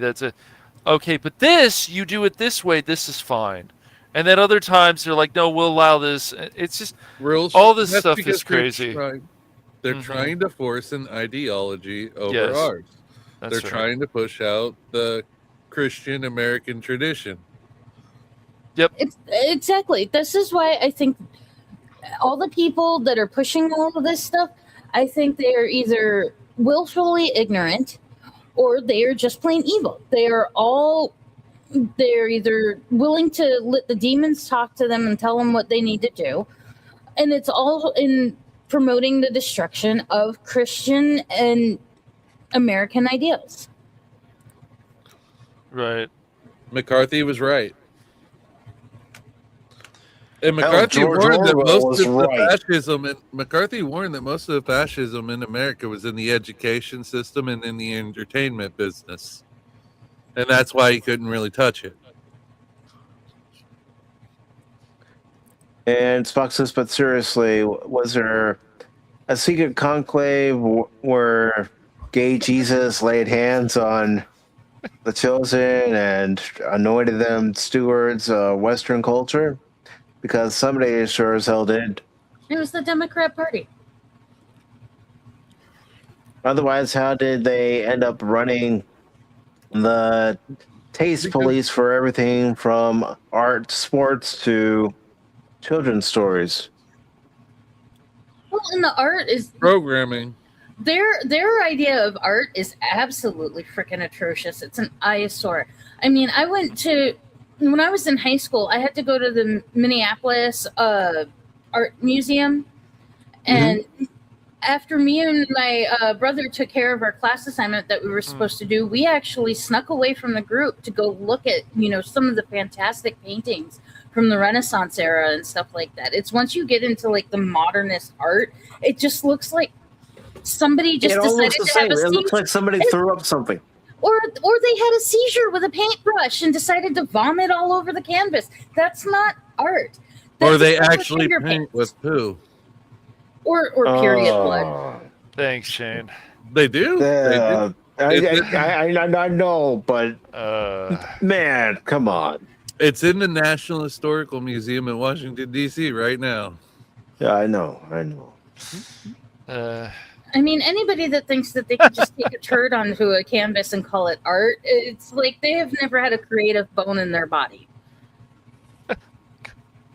That's the thing. You look at entertainment now, you look at comic books right now, you look at even video games right now. There is no creative direction. It's a shit sandwich, and they want you to eat it with a smile on your face. Well, the gaming industry wants consoles and AAA to be for the elite rich people, and then the rest of us eat Amazon slop. That's really what they want. All the PC users, they want us to just use AI crap, and then all the good games will go to the consoles, which only the elite can afford. I mean, I don't even want to think of the price for the PlayStation 6. I mean, Sony themselves has shot themselves in the foot by saying we're going to get rid of physical games. Well, and I'm probably not even going to replace my Xbox until it starts to die on me. I've had it for like 8 years. There's no reason to turn it. It's my Blu-ray player. It's what I use when I don't use my Roku. It's that, plus I play all the games that I can play on the cloud. I can play on my PC. It's basically the only reason I have it is because it was supposed to be a way for me to take what I'm playing on my PC, put it on my Xbox, and I could play it on my TV. Like exactly. Like that. And I'm gonna say it straight up front. I don't care what Sony wants to do. I don't trust their infrastructure as it is, with how many times they've been hacked, that their system's not going to go down. So I want to be able to have that physical copy of a game that I can put into my console and play it no problem without any reliability on the internet. And, there's also a problem with that. There are some games where if there is no internet service, you still can't play the game, even if you have the physical disc. Nobody in Congress is young enough to know anything about video games, enough to regulate it properly. Well, and thankfully most of them are dying out anyway. Not that I wish death on people. It's about time there was some regulations on these studios. Oh, look at what's happening with Paramount and Warner Brothers in the 12 states. blue states, mind you, that have Yes. filed the lawsuit to block the merger. Yep. And They had no problem. It's like we said not that long ago on Pop Talk, almost 2 weeks ago. They had no problem with Disney's acquisition of Fox. Why? Because it met their agenda. Yeah, of And course. don't tell me, well, the Trump administration is going to help this deal go through. The Trump administration helped the Disney Fox deal go through, so don't give me that. Right. Yep.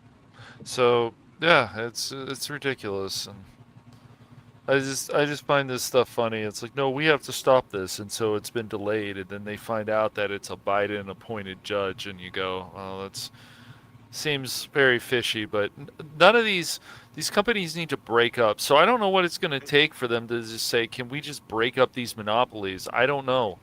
That's what your regulators are there for. The FCC, for example, but they're not doing their job. The FCC are ideologically captured too.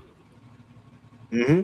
The same people working at the FCC studios are the same people that agree with the Actors Guild.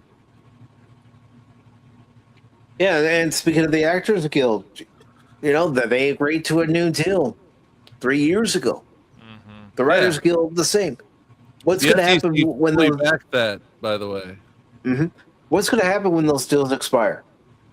Right. And also with Hollywood, probably not even secretly, probably saying we are going to use AI actors at some point. You know that's going to happen. Why pay a living person, you know, millions of dollars for a role when you can use AI to fill the spot? Yep. And really, it's like, it's with art and stuff. Like, people are just like, oh, we'll make it less. It's all less. And it's like, all right, cool. Mm-hmm. Well, I'm going to take AI and I'm going to start fixing things. Then people get mad at other people, especially they want to fix female characters, whatever. It's like, but they've always looked like this. Don't you guys understand? It's not just the fact that the character is fictional and it has beauty. It's the fact that it gives it more personality, but you guys don't care about that. Well, that's a problem, because then we get less and less and less and less. And I've ultimately made no doesn't secret matter because these people can't write. They can't write anything new or anything interesting or any funny. It's all the same crap hammed over the ideological message. Mm-hmm. So This even is if why they I've use never AI seen you actors go. and AI everywhere, it's still going to be crap because they can't write a story anymore. No, They can nobody only can. destroy what has already been done. Yeah, they just. And I've made it no secret before, and I'm not going to make it a secret now. I have used AI to help clean up my thumbnails that I've made Nothing wrong to make it with that. look a little It's a better. good tool. Yep. Because, again, like you mentioned, Cash, I'm using it as a tool. But real quick, I do want to say hello to Lady Miss. Hello, Lady Miss. It's great to see you this evening, and I do want to thank you for that $2 super sticker of the Shiba Emu farting hearts that you sent at the end of the stream last night. So I'm going to go ahead and play this for you. I'd buy that for $1.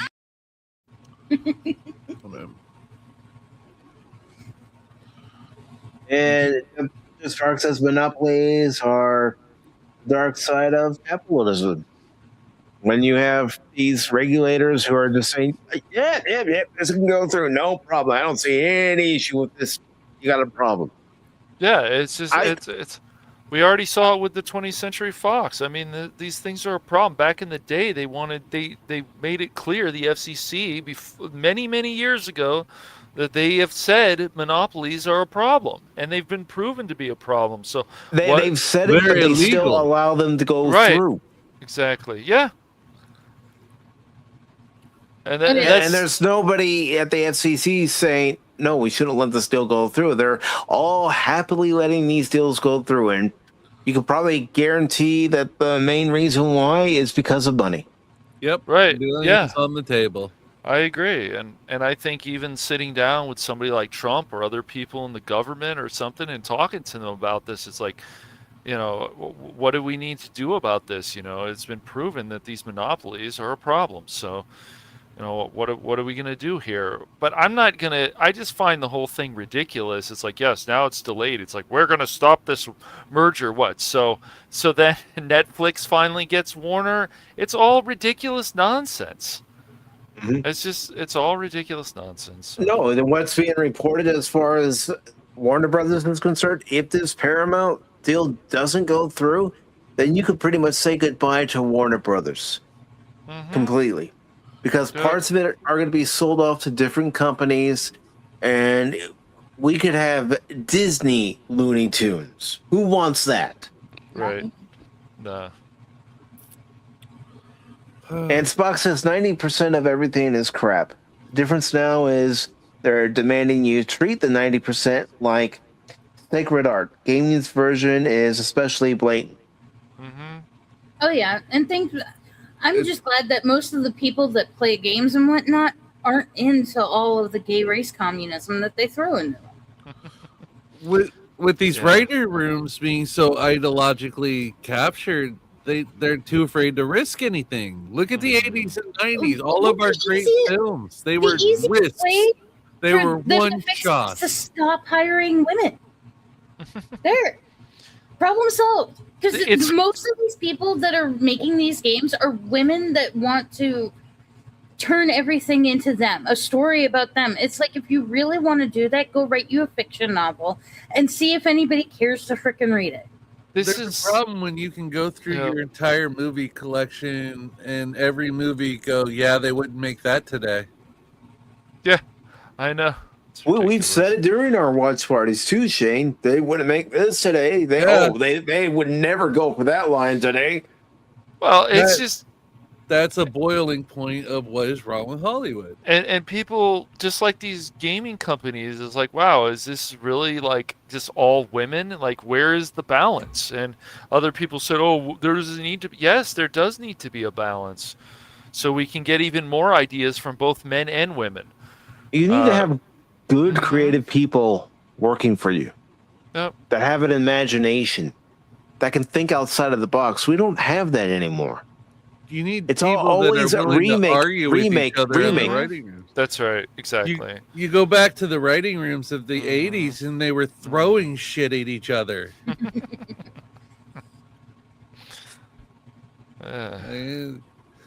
It's too soft, it's too safe, it's too commercialized, it's too ideologically captured, it's too corporatized. Too sanitized. I can keep going. Sorry. Well, it's the perpetual I don't want to be offended culture. Yeah. I mean, Lady Miss, I hope you don't mind me bringing this up, but one of the things that Lady Mist had put in the comments during Sunday's watch party, Masters of the Universe, was grow a pair. And then when he finally transformed into He-Man, he grew a pair. It's true. He did. Kind of. Kind of, yes. Yeah.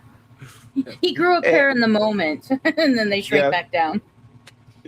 Yeah, Spock says the Warner sale is a whole mess right now. A giant Hollywood consolidation that got the federal green light, then got jammed by state attorney generals and the Writers Guild of America, and is now stuck in court with mounting costs. Yeah. That's why, right there. Because it's stuck in court with mounting costs on purpose. The state wants its cut of this deal. And they're holding it hostage until they get their all 12 states want their cut. Yeah. And so does the Actors Guild, too, which is why they're in it. The actors want it, and they feel, because of a certain person connected to Paramount also, that they feel Netflix deserves this, that they got hosed. And it's like, Netflix cheated on the deal. That's no one else's fault. Right. They shouldn't have cheated. It's because the Netflix CEO was best buddies with David Zaslav. That's why Netflix was going to be the owner, and then Paramount just kept increasing their offer because they were partnering up with one group after another, and now it's in the mess that it's in. Do I want the Paramount Warner Brothers deal to go through? No. Neither do but I. I don't think Netflix should have it. I don't think Disney should have it. I don't think Sony should have it. I think David Zaslav needs to turn that ship around. himself. Unfortunately, the only other option of selling it wholesale is to let these other greedy companies chop it up block by block, and then you end up with Marvel owning or Disney owning Star Trek or some crap. Well, that's what's insiders, the experts, are saying is going to happen if the Warner Brothers Paramount deal doesn't go through. That Warner Brothers is going to be sold off in parts. I mean, it's one of those situations where I don't want a company to get all of them, but I don't want it to be sold out block by block or piece by piecemeal. Mm-hmm. It's just, this is all around shit. This is a bad situation. It's a bad deal all around. There's no winning here. They learn nothing from things like EA when EA bought Westwood or any of these companies that were actually great. They were putting out a vision. They were making their customers happy, a lot of them. And then when they bought them, they just like, when things go wrong, like the SimCity thing, what do? They blame Maxis for it. It's like, no, it's your fault, EA. You wanted to get involved in this. You wanted to change things about SimCity that didn't need to be changed. You wanted smaller maps. You wanted this. You know, it's insane. And so people just, it's like, no, we can't. I remember when BioWare was really happy about when EA was going to buy them out. And then they found out, oh, crap. And it's like, well, you guys didn't learn from the past experiences of other companies who bought EverQuest and all these other ones. And it's just that was a horrible decision. And it's just, they get too much involved in the other company instead of saying, hey, we'll let you guys make money. If there's a problem, then we can talk about it. But we want you guys, we bring them into you. We want you to make money for us. It should be that simple. But no, EA has to put their grubby hands all over this stuff, and they don't even understand the material. They're just like, we're going to change things for corporate, blah, blah, blah, blah, whatever bullshit. It's insane. Another aspect to look at is the historical aspect. Paramount is over 100 years old. It has been a part of American theater since the start. Yep. And now it's just going to be ripped apart and sold to the highest bidder.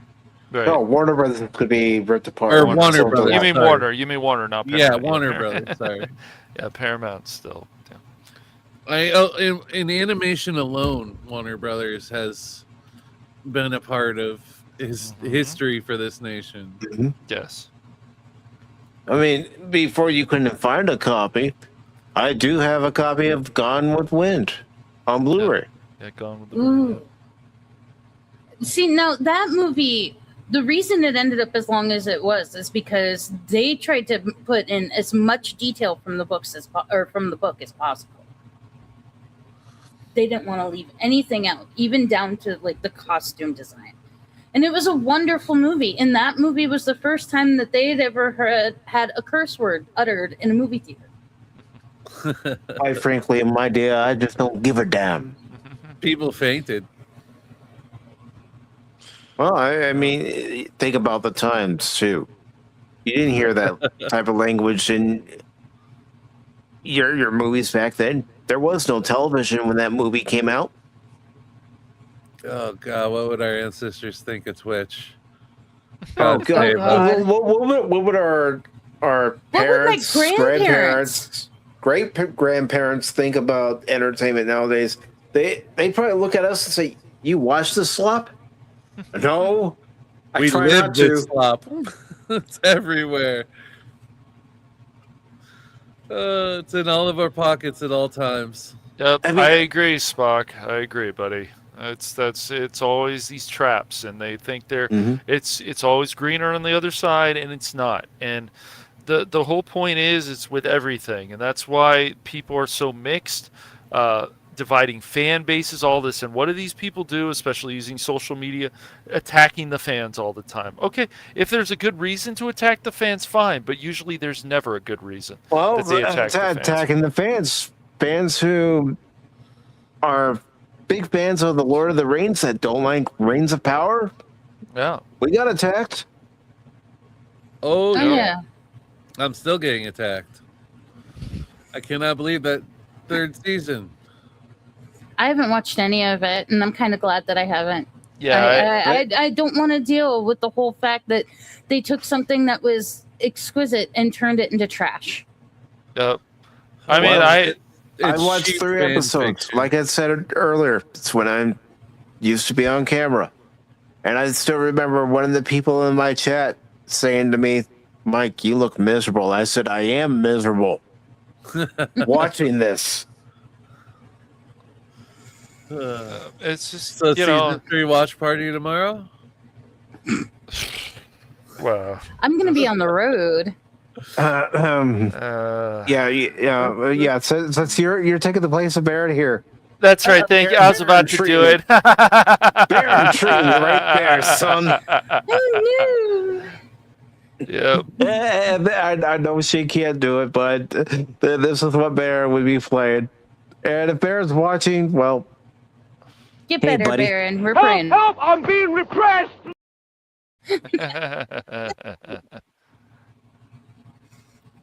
Oh,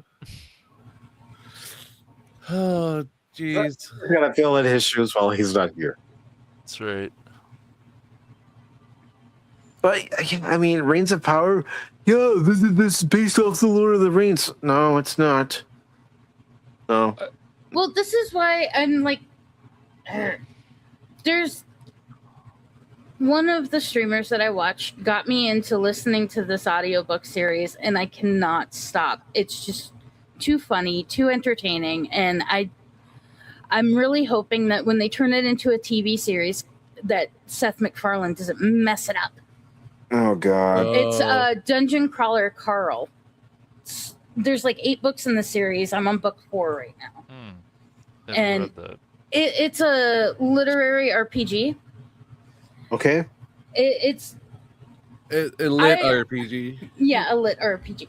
I can't stop listening to it because it's very entertaining, and the guy is Carl is constantly put in these perpetual situations where he has to figure his way out of it, and it's almost like he's trying to solve a mystery. But you aren't playing it.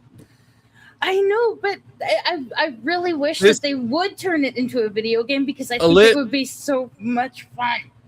A lit RPG is a lot like Dungeons and Dragons, except it's done through the book. The book has every scenario already written. You roll for stats, you roll for loot and outcomes and scenarios, and then you remember the old flip to this page or that page for this outcome. Oh, book? the choose your own adventure books. Yeah, it's like that with dice. That's what lit RPG is. This book isn't really like that. It's you're following Carl and Donut, and I really can't describe it well enough to do it justice. It's think of like Hitchhiker's Guide to the Galaxy mixed with Hunger Games and oh gosh, what was the one other thing I was thinking of with it? But it's really entertaining, and Carl is not an idiot like they have made men out to seem in a lot of TV series and books and stuff like that these days. He's genius and crazy in a lot of good ways. And the fact that he is going through this dungeon with a cat as his companion is just hilarious, especially once she learns to talk.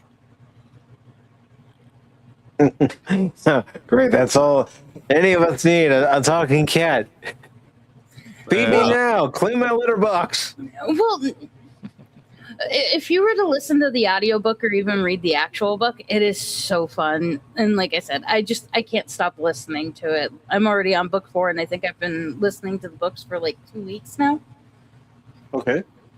I even bought more Audible credits so I could get more books. So you're enjoying it, and that's what matters.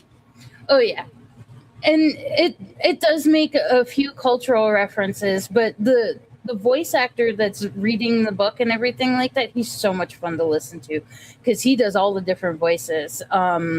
It's really more of like doing a movie through audiobook. Who is the voice actor? Jeff Hayes.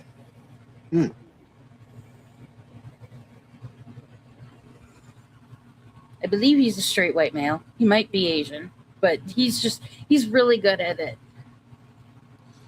And see, that's what you need when you have someone reading an audiobook and portraying all the characters. They need to be good at their job. Oh yeah, and he's really good.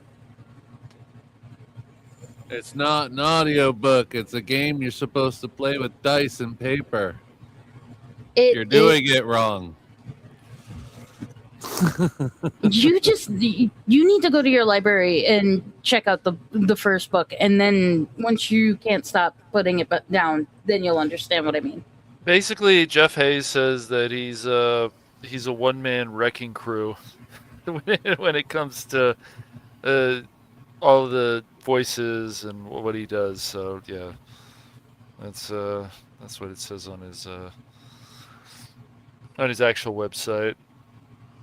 I'm the one-man theater capable of bringing your story to life on any stage, basically. So. Oh yeah, he's really good, and the author of the book series is Matt Dinneman, and he does make certain references to like Elon Musk and Trump, and I think even in there he made a reference to Alex Jones in the third book.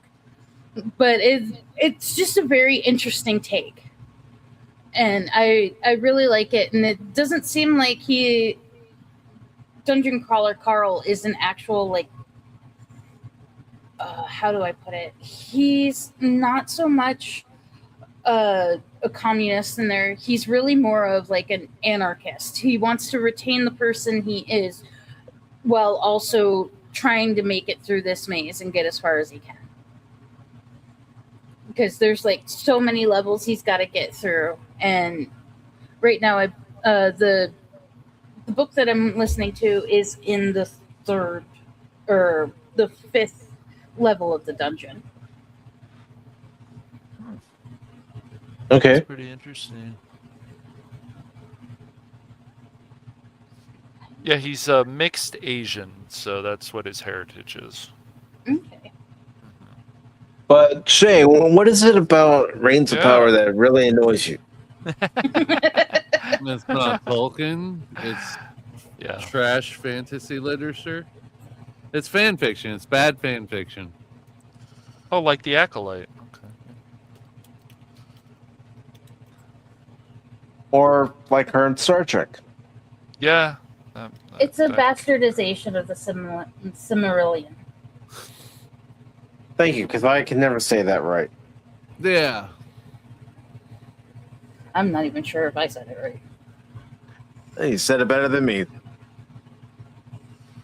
I don't know why they're going through this again. Because people love it, man.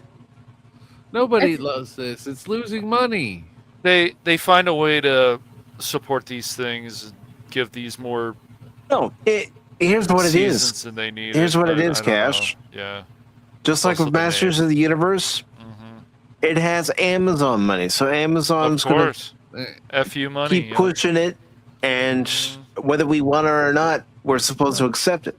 Sorry. Like the family didn't care. That's why like, they knew that the family was going to get money, so they don't care. They don't care that other parts of their family, made this great, amazing, epic, whatever. They don't care. So. Well, and from my understanding, they took away who Galadriel was. She didn't need to be this boss babe warrior person because she was fine just the way she was depicted in The Lord of the Rings. Well, all the events in the series didn't happen. It's all made up. Right. All the time events are wrong. Of course. I'm not surprised. I mean, I'm not a Tolkien historian. There's much better out there than me. But I wish Baron was here on this one, honestly. Baron or Phil. Yeah, those guys know a lot. But they've completely changed everything. And now in the third season, I guess the whole thing is they're finally making the ring and starting the war. I don't know. They should have done that in the first season. I don't know, man. I just like Phil has even said, they just slap on these names, and then obviously they can't. And he says they could It's have all just not used the homogenized. name. Yep, you didn't have to use this name, and then just make a cool fantasy tale, and just go from there. I don't know. It's just it's like with everything. It's just like they're so concerned about all these check boxes that they want to do, and it's like, no, you guys should just come up with a really cool story. And then even stuff that they've done with minority characters over the years, that's not even acceptable anymore, because now they have to be this way and this way, and it's so stupid. Exactly. It's so dumb. Oh, how can they afford another season of this? They spent don't know, what, man. 400? Okay, let's Google this. Hang on. They spent a lot of money on it. They spent $458 million to produce the second season and had a 60% drop rate in watch. So, after season 2, 60% drop off in watchers. What makes you think you want to spend another $500 million on another season? Seriously, man. Why are they doing this? Why is every company doing this? I don't know, man. At what point do even the backers go, stop? Yeah. Maybe they're so hoping to get that BlackRock State Street money. Yeah. I mean, I was going to say, at one point, did the stockholders say, enough? Yeah. This show is already tanked. You're not getting that 60% viewership back. They're not coming back for a third season. Right. Maybe a couple might check in to see, oh, well, maybe this season's a little bit better. Maybe there might be a one-off episode that's actually good and everybody gets into. But you're not bringing it back. It never started. Season 1 was a failure. It was. I mean, you can apply that to current Star Trek. I tried that with Star Trek Discovery. I watched season 1. I went, it's not the greatest Star Trek first season I've ever seen, but I wanted to give it a chance. So I gave it a chance in season 2, and then I watched season 3, and I said, I'm out. Yeah. I went past my 3-episode, limit. If it doesn't get me by the 3rd episode, I'm done. Yeah, and after watching... Instead, because the name Star Trek was in there, I wanted to give it a chance. I cannot fathom spending $500 million of other people's monies and going, I'll do it again. It must be a contract thing. It has to be between Amazon and the Tolkien estate. Jesus. And unfortunately, with the passing of Chris Tolkien, yes, the other members of the family don't care. No. They just want the royalty money. It's the same with Roddenberry. They don't care. Exactly. They just want that money. I mean, you can't tell me that Roddenberry really cares about Star Trek. No. No. Or any member of the Tolkien family cares about not Star Trek, but Lord of the Rings. Nope. No. They're going to, because that money's drying up with Tolkien's whole legacy going to crap. I mean, hell, well, let's add Stephen Colbert's Lord of the Rings that he's working on. I don't think that's going to do anything. Oh, God, don't remind me of that. I forgot. Oh, yeah, dude, God, with his son, yeah. Stephen Colbert. This is over. I'm calling it. It's over. Lord of the Rings is dead. The Rings of Power has been dead. They should have never done a season 2. It's absolutely ridiculous. They could have brought it back around as season 2. I mean, Tolkien fans are pretty forgiving. I'd love to be in the room of these executives as they come up with these decisions. And then they'd have me arrested for disagreeing. They might. I could hear it now. Man in boardroom starts throwing chairs. You know, they already got stuff, of course, continuing to be attached with Game of Thrones and whatever, but there's other stuff. They could do another fantasy show where they could just start fresh and build on stuff that we've seen in D&D. They don't want to and start so new on. ideas. I know. That's I the know. problem. And just see where it Well, goes. they have no original ideas. I No. know. They want to retread. That's Hollywood They do. and all of entertainment. Retread. Okay. What They, was they, the well, name they of knew that? what made money before, and they figured they could do it again if they just do gender swaps, race swaps, all that kind of thing. Like even like friction preferences swaps. Well, didn't they try to do the Wheel of Time, and it was a complete disaster too? Yeah. I didn't actually watch it. I don't know. Did it? Did a review of the Wheel of Time series, and every review it seemed like it just made them more infuriated. Didn't Brian kind of like it? Wasn't he the one who talked a lot about that? He was the one that was getting into the books, but I don't think that he actually liked the series. Certainly, he didn't sound that way, but I could be wrong. Yeah. The books are great. I think there's like 15 of them though. And then there's that one, there's just stuff out there that's Expanse. I don't know. I didn't really get into that, and it's just I don't know. And is it like the book? And a lot of this stuff obviously built from these novels. So from what I've heard, the series isn't like the book.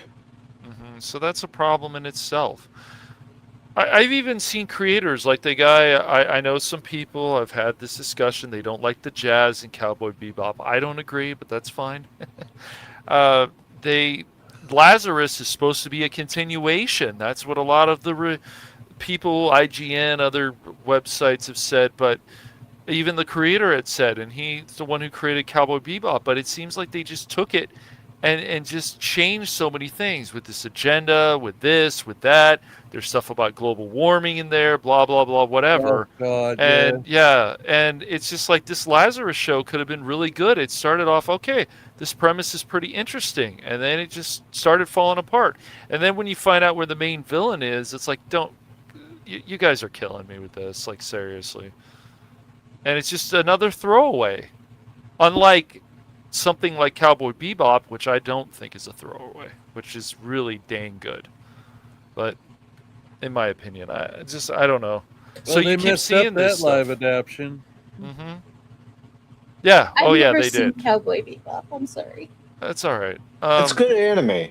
It's only really has good one anime. season, but it's a very good anime. Well, and I've been watching Black Clover lately because I've never seen it before. And I've heard good things about that. I'm really enjoying it so far.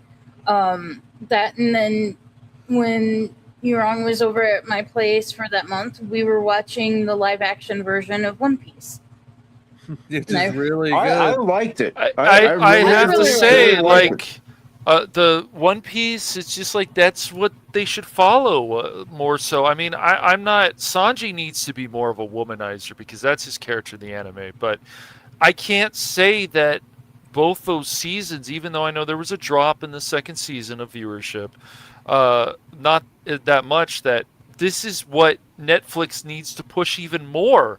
And so when they do an adaptation of an anime, more follow this direction.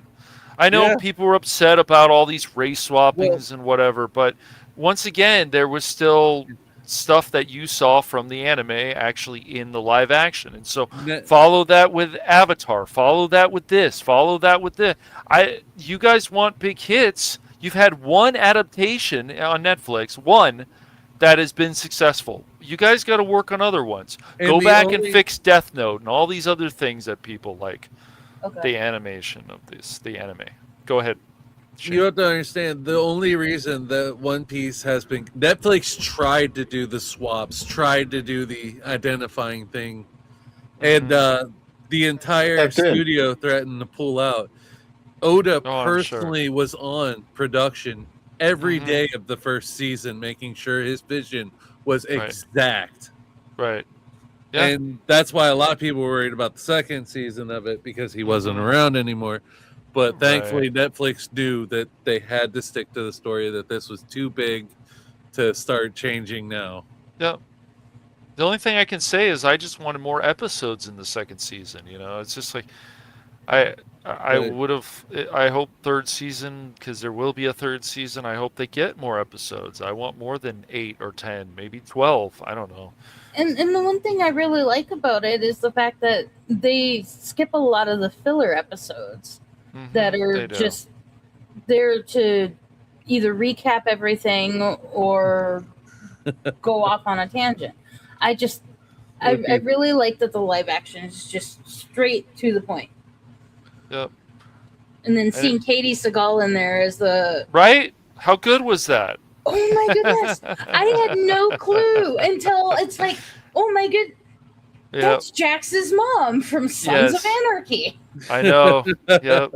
She nailed it, by the way. That's Leela from Futurama. Wait. Yeah, I know what he's going to say. What the hell you say?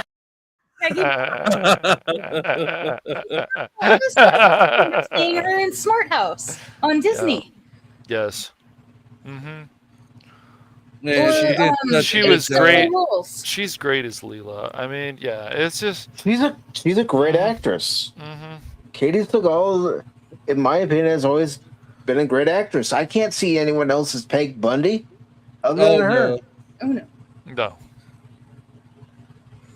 And even seeing her in, Sons of Anarchy, that was a shift after all those years of her playing Peg to seeing her play this tough, badass chick. Yeah, she was also in, was it 8 Simple Rules to Date My Teenage Daughter? 8 Simple Rules to Date My... but I can't remember how many seasons they went after John Ritter died. A few more. Yeah, and I think I only saw like the first season after John Ritter died. I was like, oh, I'm not going to be able to watch this without being sad. Yeah, I understand. I don't know. I've been following her for a long time. She was in the Duckman movie too. Duckman. Yeah, Jason Alexander voiced Duckman. Well, and one thing I do like about Katie Seagal is when she was doing Sons of Anarchy, she reminds me a lot of my current stepmom. And except for my current stepmom doesn't kill people that I know of. The more you know. She's not much for movies. Yeah, Cash, you're really slipping on the job here. Oh, yeah, hold on.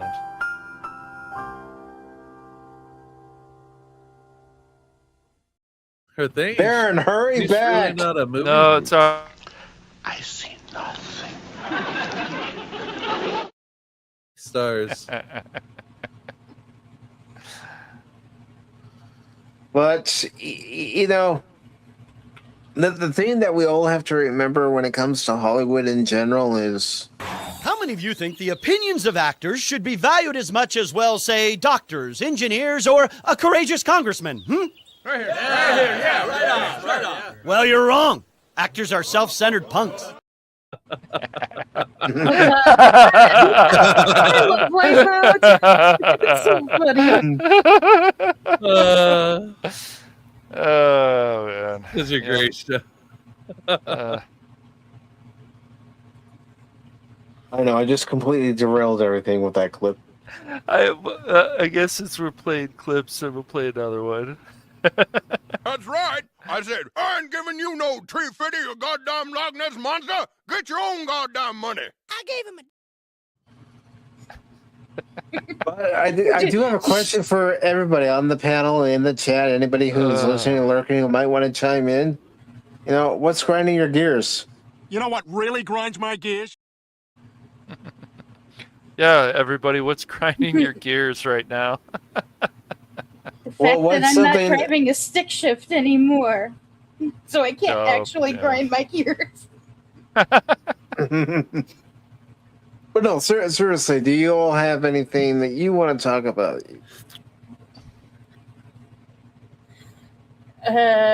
I'm worried that if I bring up Fauci, we're gonna get kicked off of YouTube. Fauci? Fauci. Couchy, I like that. Couchy. That's a good one. You mean Fauchler? Yeah, the dude that pled the fifth 111 times in Congress today. The that dude sounds about that was right. pardoned And got his lawyer kicked out. Yeah. That sounds about right. Yeah. Throwing a old- fit because that's my private diary on a government server. I plead the fifth. I plead the fifth. Fifth. He's upset. Oh, he got, if it's your private diary, you shouldn't have it on a government server because guess Dude. what? Well, and it Everybody's wasn't gonna see even, that. wasn't even a private diary. It was his notes that he was taking.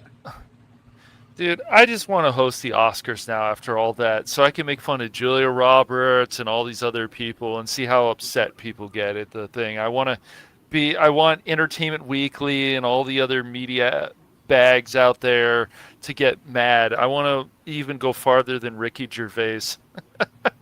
It's too easy to make fun of this stuff. When I saw that Julia Roberts thing with the Zoom call, and I was just like, oh my gosh, I'm not seeing this.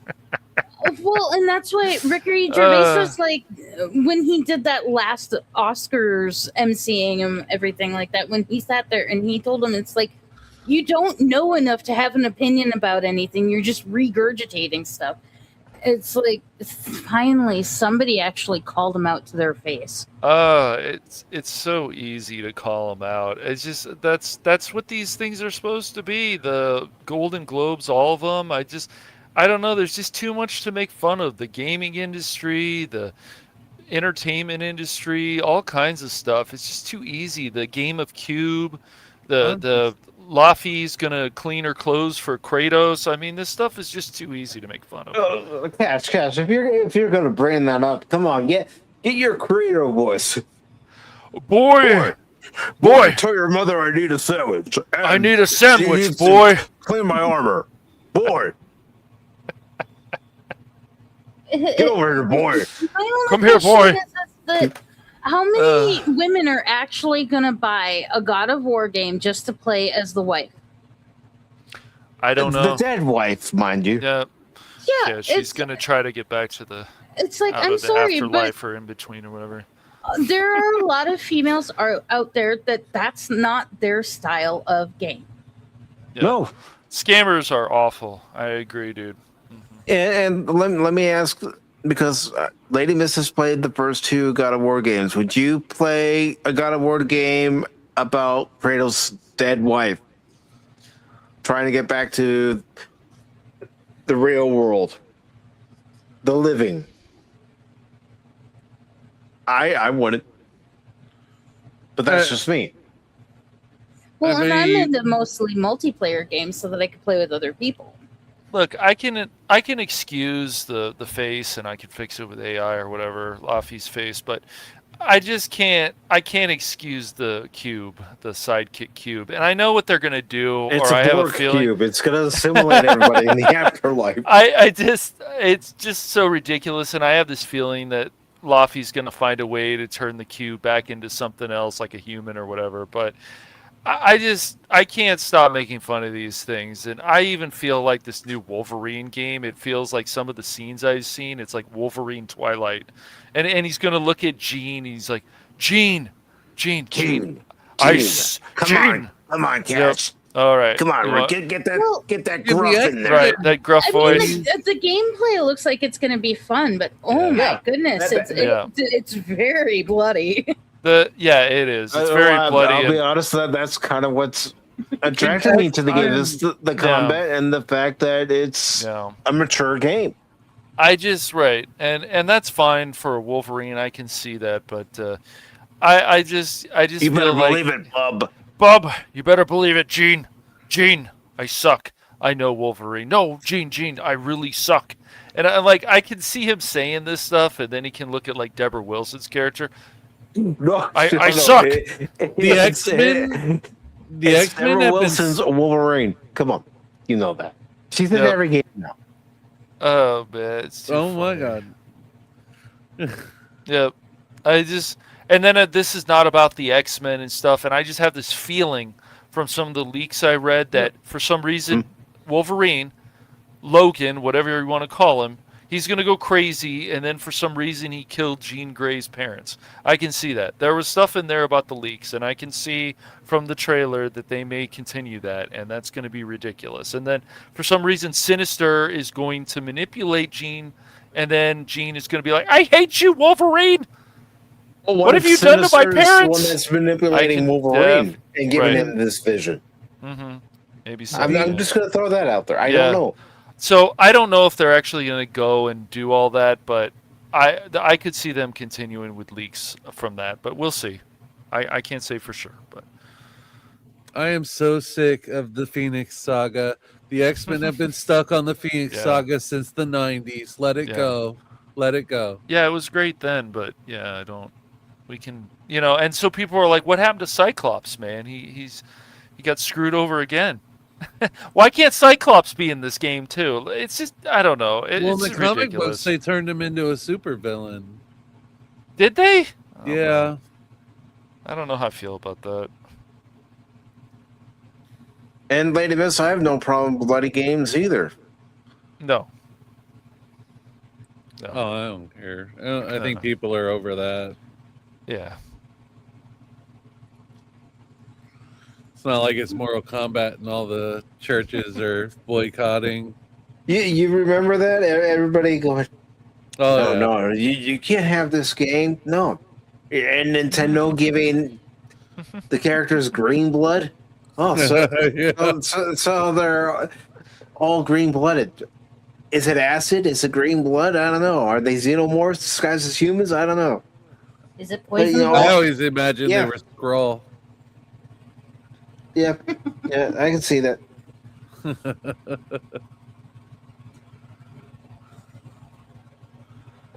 Probably could have given him blue blood, but it would have made the royals seem embarrassed. That's another issue with these comic book movies. People are tired of seeing the same storylines and the same villains over and over. Yeah, there's a lot of villains that they can put in and stuff. I mean, they're going to be doing that animated Nightfall, and I know that's very popular, the graphic novel and stuff, so that might work. They're willing to put in the time, and Chuck Dixon's involved in it, but we'll see. Spider-Man's the only superhero out there that they're really willing to try other superheroes with. Like, the only supervillain gallery, which is sad because, my God, Batman has a list. Oh, he has a list, all right, dude. No, you're wrong. You are wrong, Shane. You are wrong. There's only the Joker. That's it. That's it. There's no other villain. That's it, man. But that's what it is. Every time we get a new Batman movie, Joker's got to be in there somewhere. Like, we don't need Joker in there all the fucking time. And we don't need an hour of Bruce Wayne's parents getting murdered in every Batman movie. Oh, we already know the story. If you're a Batman fan, you should know the story. Exactly. Even if you're not a Batman fan, you know his parents are murdered. Come on. Yeah. I know. You've seen a Batman cartoon. I know, right? Well, I hate to do this, guys, but I've got to hop off. I've got to get to bed soon. Understood. I've got a long day. I've got work tomorrow, and then I've got a 4-hour drive after work. Oh, understood. Wow. But Dork Girl, I really appreciate you coming on and joining us tonight. It was a lot of fun. Oh, it's always fun to hang out with you guys. Oh, yeah. And let me get your links. I do have them in the description below on YouTube and Rumble. So if anybody would like to follow or subscribe to Dork Girl, the links are there. But let me get them into the chat. And here we go for the YouTube side. Then I'll get them over to Blaze and the Rumble side. Alrighty. But is there anyone or anything you'd like to promote? I do have a friend of mine that has a GoFundMe right now that I would like to promote. His daughter's really sick. She got staphylococcal scalding skin syndrome. and they It's just as horrible as it sounds. it's a staph infection on her skin that makes it look like she's been burned, and it's peeling and everything like that. And she's only 18 months old. Okay. So it's just, even if nobody can donate, if they could share it and stuff like that, and it's not that large of a goal, but it's just to help them out with bills and the financial hit that they're taking because they have to drive 3 hours away to take her to a hospital and everything like that. She's in the ICU. Do you have the link? Yes, I can post it in studio chat. Thank you.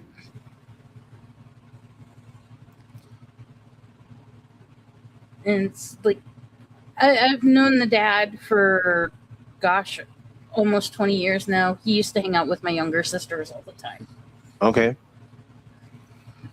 But like I said, any little bit helps. They're not far from reaching their goal. They're about 2/3 of the way there. But it's just, people wash your hands. Yeah. But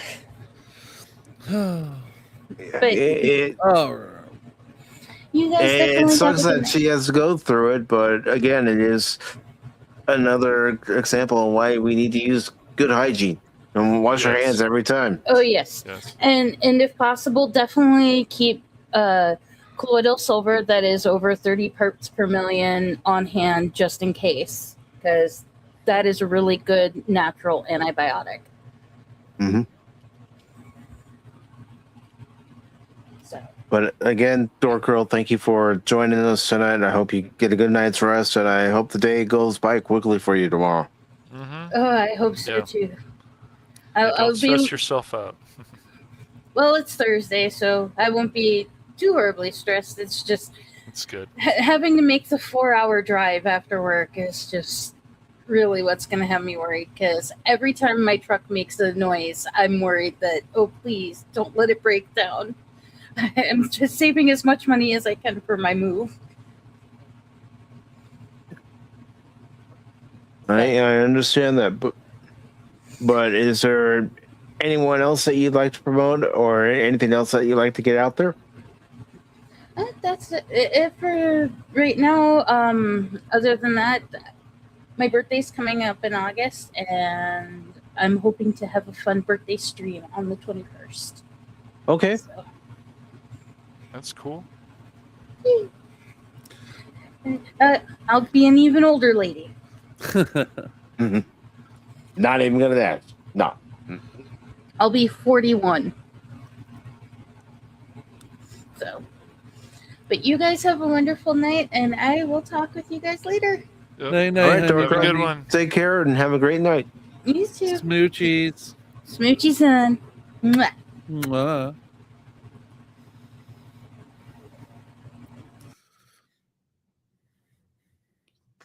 So, gentlemen, do you have anything that's on your mind? Or, again, to anyone in the chat on YouTube, Rumble Replays, is there anything on your mind that you like to bring up and have us give our opinion on if we can? Super Troopers 3 is mostly about India. Is that good? I don't know. I've just seen the commercial. Basically, the Indian guy's sister is marrying the fat, annoying dude. Okay. And it's about the India wedding. I saw Super Troopers 2. I didn't think it was that great. Oh. It wasn't as funny, but I don't know. This one just looks like multicultural propaganda. Maybe so. Well, I'm hoping it'll be funny. I'm gonna watch it, but yeah. Let's give it a chance. If it is, the word of mouth will get around. Let us know, and then maybe we'll check it out. And I'm a fan of the movies. We need more open comedies. We need comedies that aren't afraid to tell a joke. Yeah. Yeah. Yeah. We'll see if anything changes with Spaceballs 2 and stuff. So things like that. I don't know.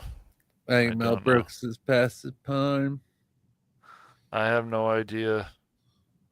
I hope it's just not a cash out. You know what I mean? Yeah. I'm hoping it's not. I mean, I was watching some of that new history show of Larry David, and I was like, there's just too much stupid bathroom humor in this. It's like, really? Not this again. Well, that's what he is. A lot of his jokes were bathroom humor with edgy jokes mixed in. Yeah, it's just even Curb, like the last season. I don't know. I didn't finish it. Besides his political nonsense, but still, there wasn't as much bathroom humor as there were in the last season of Curb, at least from what I had seen the episodes. But I didn't finish it. I don't know. I heard the last episode was they brought back a lot of the people and stuff, which is probably cool. But I don't know. I just they start going in the wrong direction. I know recently even Conan had like Leslie Jones on or something, and she was rambling about whatever, and I'm just like, okay. Even Conan starts playing things safe. I remember the Oscars last year. I was like, man, Conan's still not willing to make some of these jokes, and that's not good. So, anymore. It's like, dude, you had the masturbating bear skit on your dang show. And you're going to tell me you want to start playing things safe? All right. Whatever. I mean, that was a skit, so, yeah.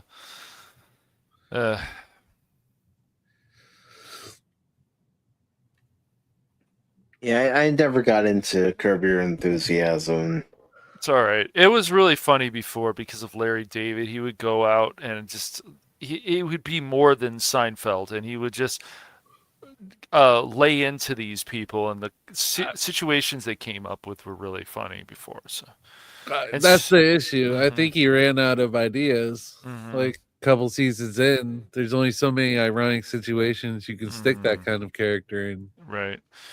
Yeah, it's not like Mr. Bean. Right, Mr. Bean, yeah. Well, Mr. Bean did a lot the same kind of comedy. He stuck a specific character in ridiculous situations. Yeah, it's definitely. But Larry David isn't Mr. Bean and can't pull it off. No, he does things differently. So yeah, it's just this is what happens with a lot of stuff. I've been also watching President Curtis, and that show. It has some potential, but once again, it's just focusing a bit too much on bathroom humor that it doesn't need to do that. You know, they'll take a shot at Florida and they'll take a shot with other stuff, but they were making fun of the moon landing and stuff in the first episode. Some of it was pretty funny, but yeah, I don't know. It's just when they get into that bathroom humor and they just you just see the stupid comedy. It's not even clever. It's just stupid to be stupid. It's like sometimes that's okay, but yeah. Well, it's okay when it works, but a lot of times with jokes nowadays, they don't land. Masters of the Universe had too many Marvel type jokes that didn't land. It did. So, HR department jokes, those really landed, didn't they? Yeah, and I get it. I agree with Godzillionaire and a few other people that they were just making fun of a lot of that woke stuff. I get that, but it still annoyed me. They did it in the wrong way. Yeah. I just was like, I get that. And of course, Adam would be annoyed, just like any of us, you know, would be annoyed with that stuff. Like, come on. What are you talking about? Harlan Williams has a new movie out, new comedy movie, that Wingman. Harlan Williams. What does it say that one's about? IMDb. The wingman Turk helps Bob try to win back his fiancée Terry from wealthy Kazim, but Turk must continue with rival wingman Eddie, who has different plans for Bob. So two wingmen are fighting over a dude trying to get his wife back? Question mark. I don't know. The trailer looks funny. And Harlan Williams is hilarious. Well, let me see if I can find any other information on it. He was in Down Periscope and Rocket Man. Yep. Half Baked, of course.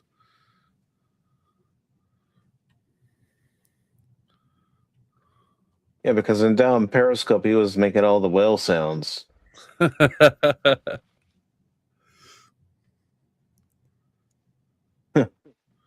Interesting that the Wingman logo is basically a spoof of the Top Gun logo. Yeah, there's not much written about it, but I have seen the trailer and it looks pretty funny. Well, I'm going to go ahead and open up Cosme because I don't feel like pausing the trailer every few seconds. And we'll watch it over there. All right. So give me a second to sign in. And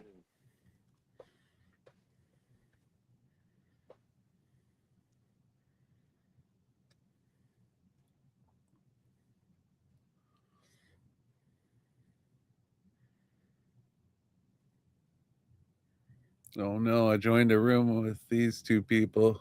They seem shifty and shady from those avatars. yeah, I definitely would watch out for that Pacific character. I don't know about him. Yeah. He's got a big old blue P. Danger zone.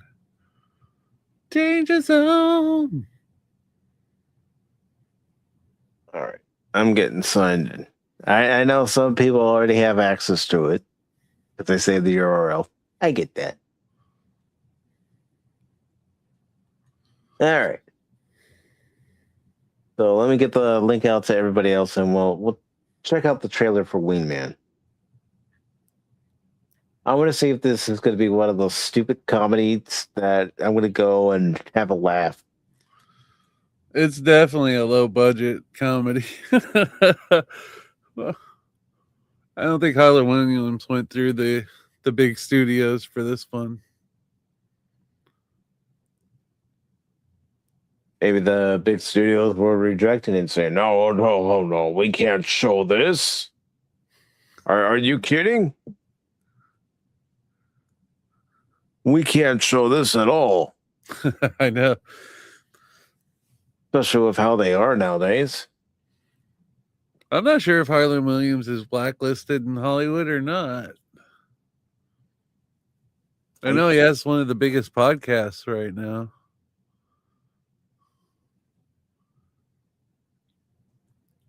Which keeps having Pauly Shore on. And oh my God, Pauly Shore is a mess. That guy is just a wreck. So sad.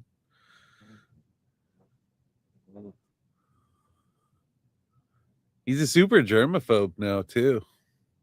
I didn't realize about that. Yeah, I didn't know either. Apparently he's super weird about germs. He must have a serious case of OCD then. I think he's just fried off of drugs. Could be. All right.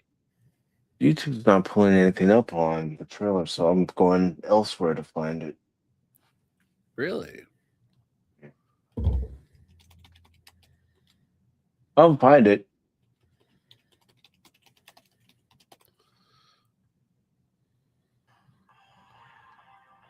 I got him.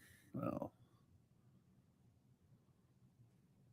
Wingman 2026 copy.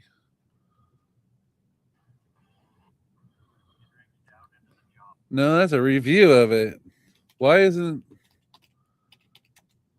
Like I was saying. Don't worry, I'll find it. I'll get more specific.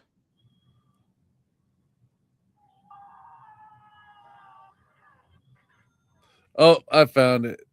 I had to play a Wingman movie.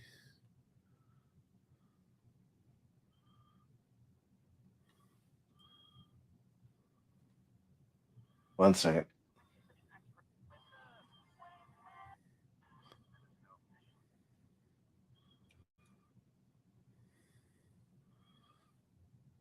I want to make sure this is it.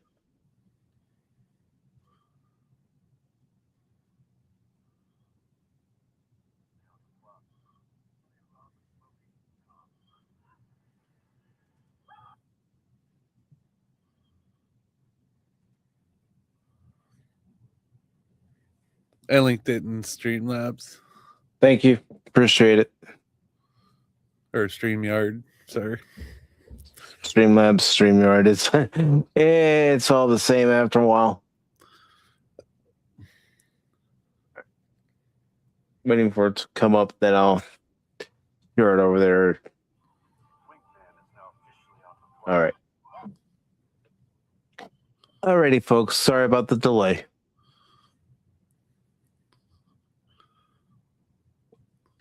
I do apologize. Okay, let's check this out.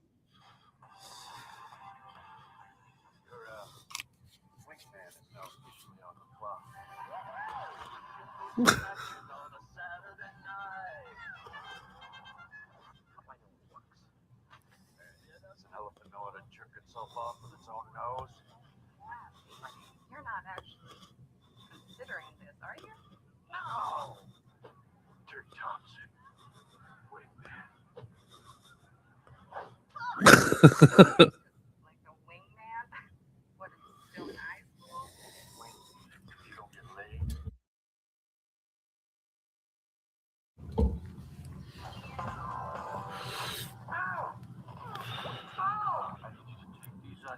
Down into the jaw, stack them on the bald side shots, and let me know the count. You're nuts!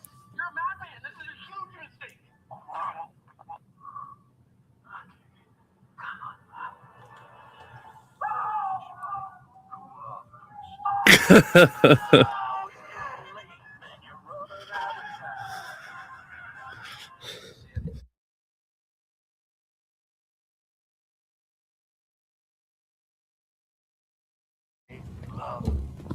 Yeah. Well, now you're looking at the sequel. Eat.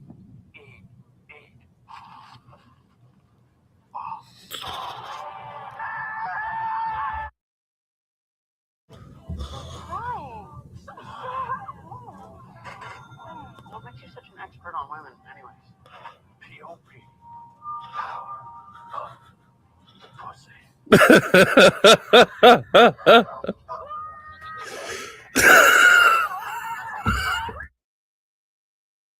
What the fuck? Mild setback. You dress real nice. Go for some, Wall Street.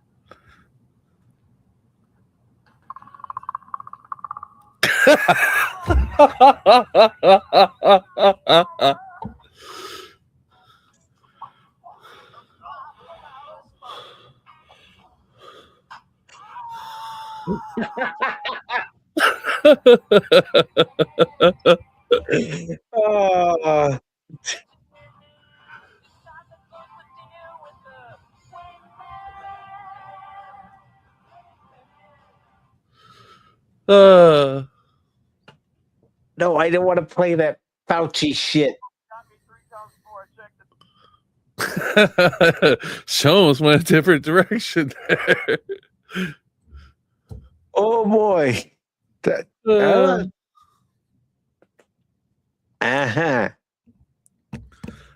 down. I think it's gonna be hilarious. And Lady Miss is laughing. I don't know if she's laughing at the same part I was. The guy getting his, you know what, trapped in the mousetrap, but it just seems like a good old classic ridiculous movie, you know? Shut your brain off and just have some fun. Yeah, forget about what's happening in your life for a couple of hours or maybe an hour and 30 minutes and just have fun with it. Yeah, it's just a ridiculous movie with ridiculous situations. I'm down for it. We need more. I'm going to check something. You know how I do say schedule subject to change? Well, that even goes for watch parties. Watch parties are always subject to change, especially if there's something that comes out that I think that everybody would want to see. And let's see if it's available to rent. Oh, it is. It is available to rent. And you want to know something? I'll show you guys.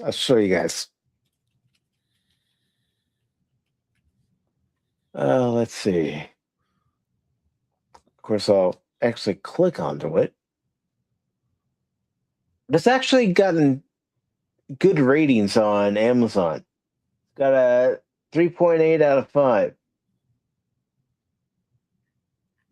Let me check and see if I can get some reviews for it.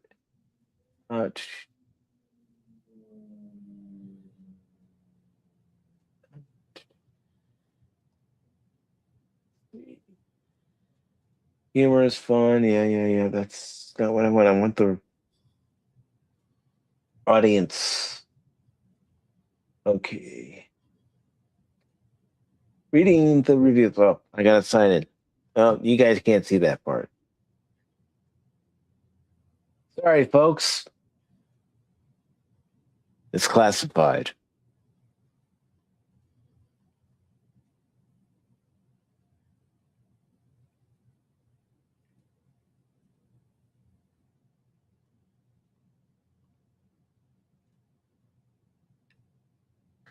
All right. I'll bring it back up again.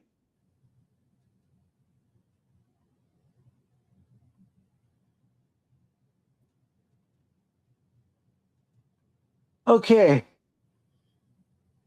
So the first one gives it a 5 stars, says a must watch.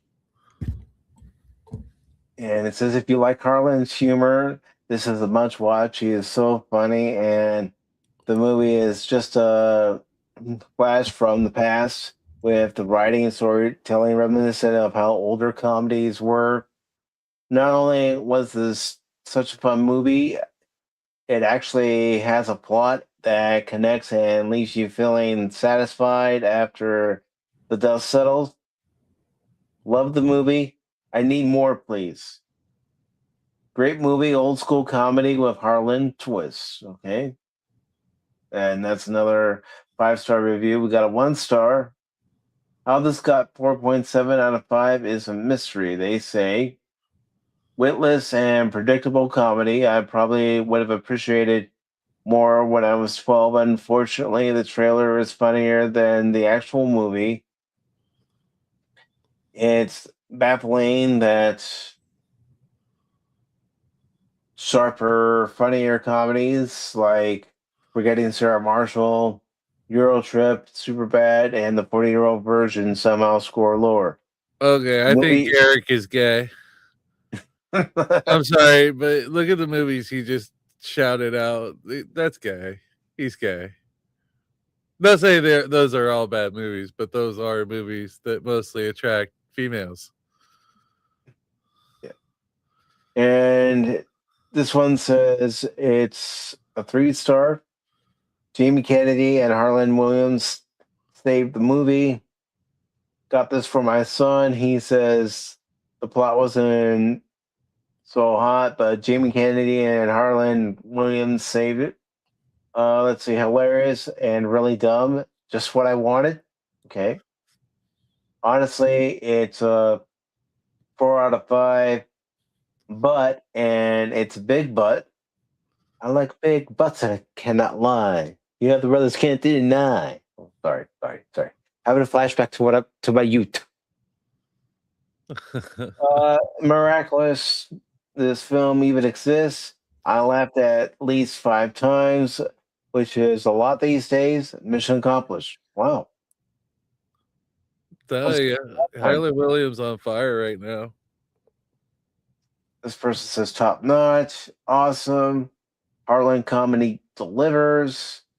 Amazing job, Harlan and crew. All right. I'm not going to go through every single review. Everyone. No, I'm joking. 3 days later.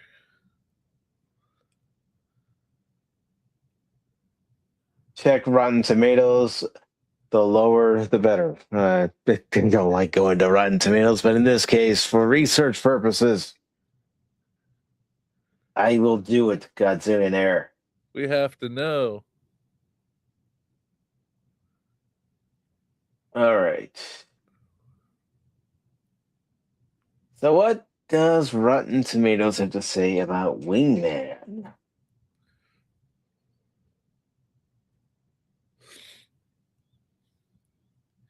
It's misogynist. It's Okay, I type in Wingman and it gives me everything but Wingman. Really? Really?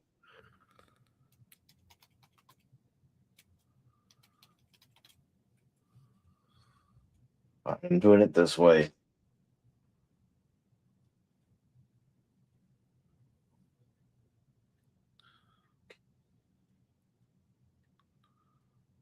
Thank you. Oh, Jesus. One review, fewer than 50 ratings. Really? Really? That's what it said. I mean, yeah, I know, but I'm looking at myself going, really? Wow, they don't even have a picture of it up on the. No, they just had the Rotten Tomatoes generic logo. Mm-hmm. This has been blacklisted. Okay. I got a question for everybody, even those who are coming in. Do you want to give this movie a chance? Not tonight. Not tonight. I'm just saying, do you want to give this movie a chance? Check it out for ourselves and see if it gives us a few belly laughs. I'm down. I'll sit by and watch it. All right. Phil, good to see you, brother. Hope you're doing well tonight. He says, hi, Mike. You're like it's been smashed and cash money. You can never hide from me. I know where to find you. Hey, Phil, you're late. We were talking about how much we loved The Ring of Power Season 3. Wingman with Harlan Williams and Jamie Kennedy. It's a comedy that came out last year, but we didn't hear about it because nobody's heard about this movie. I'm dying to see it.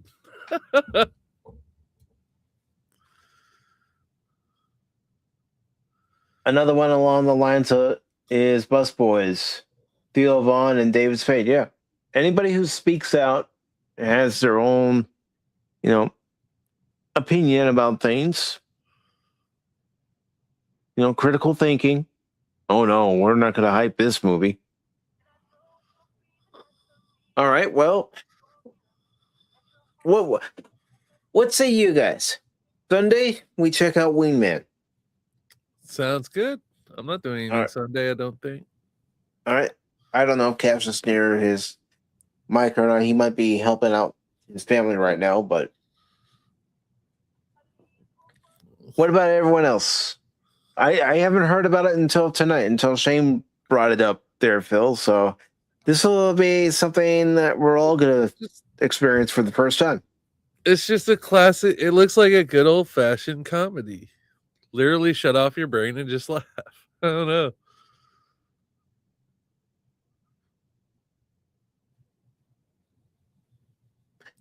Someone wake that Cash money up. Cash. All right. Well, that's what we'll do Sunday then.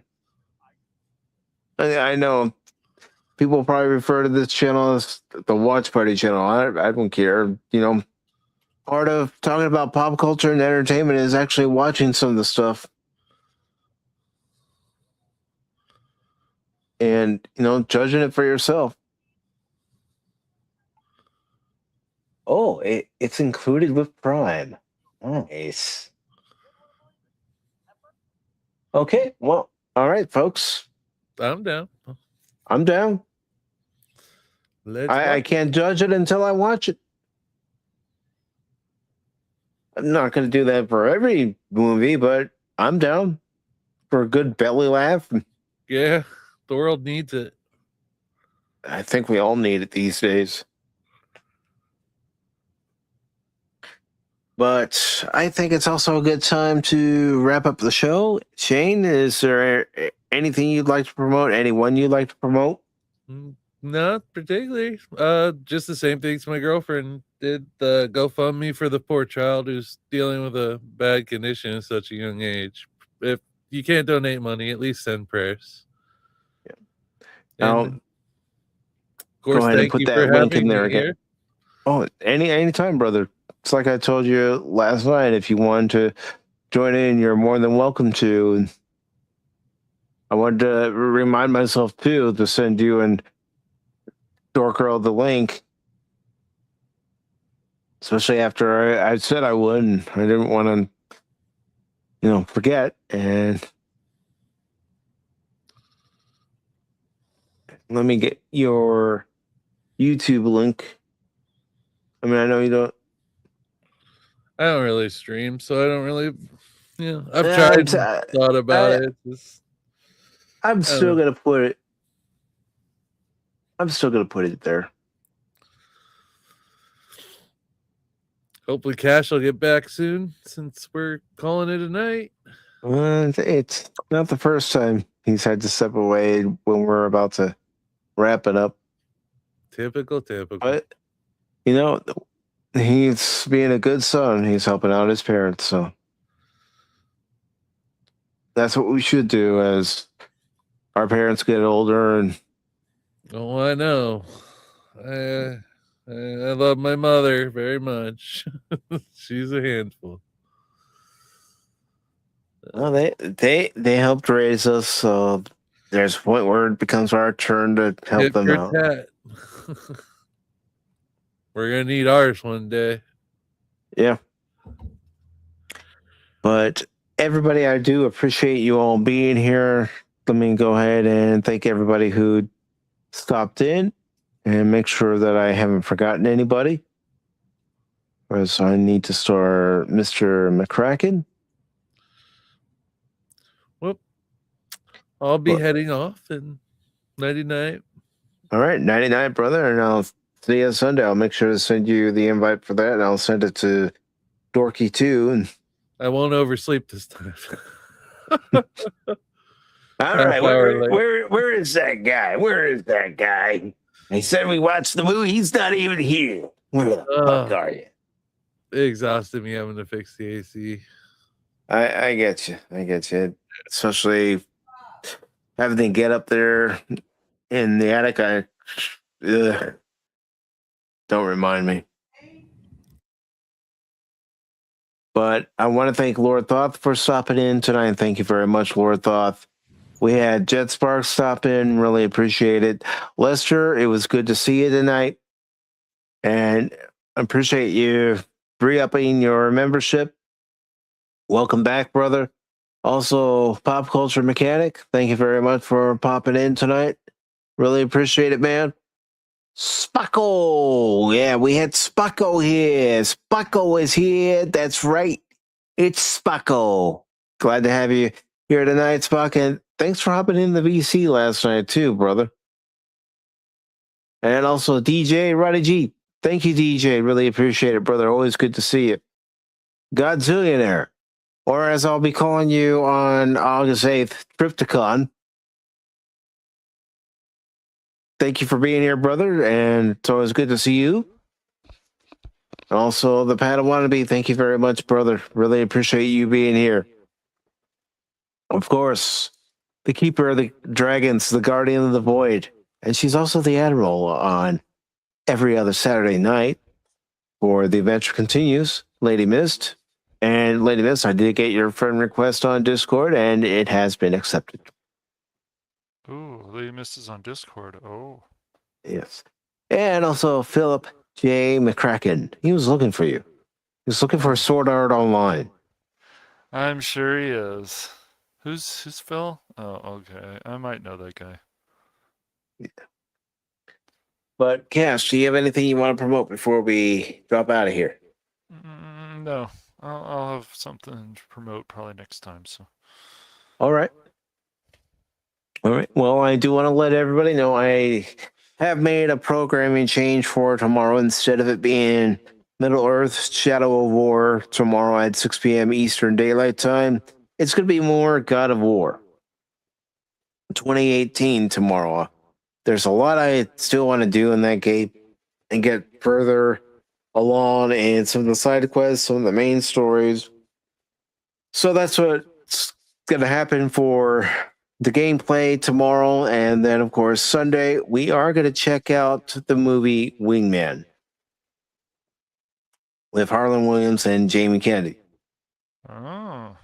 So we're going to judge it for ourselves. I didn't know anything about the movie until tonight when Shane brought it up. So that's what's going to happen for Sunday. And then, of course, Tuesday will be that Shadow of War stream that was originally scheduled for tomorrow. It's been moved to Tuesday. And then Thursday, it'll either be Shadow of War again, or maybe more of God of War. Of course, we'll have a special Wednesday edition of The Adventure Continues, a Star Trek discussion next Wednesday. So there won't be a edition of Pop Talk next Wednesday, but next Wednesday we're going to be watching and discussing 2 episodes from Star Trek The Next Generation. Ooh.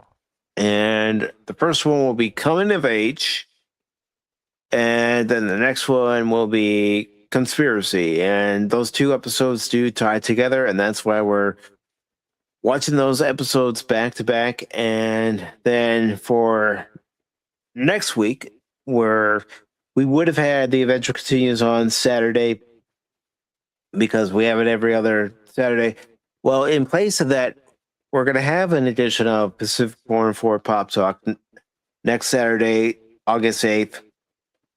And that special edition of Pop Talk, I'm calling it a special edition of Pop Talk because we're having a special watch party, a rewatch actually, of Transformers the movie, the animated movie from 1986, on the actual date that it came out. It's just too bad it couldn't be the actual day and date, but that's neither here or there. But we are going to be having a special watch party of Transformers the movie that night, and our guest will be Triptychon himself, the Godzillionaire. But until then, everybody, thank you.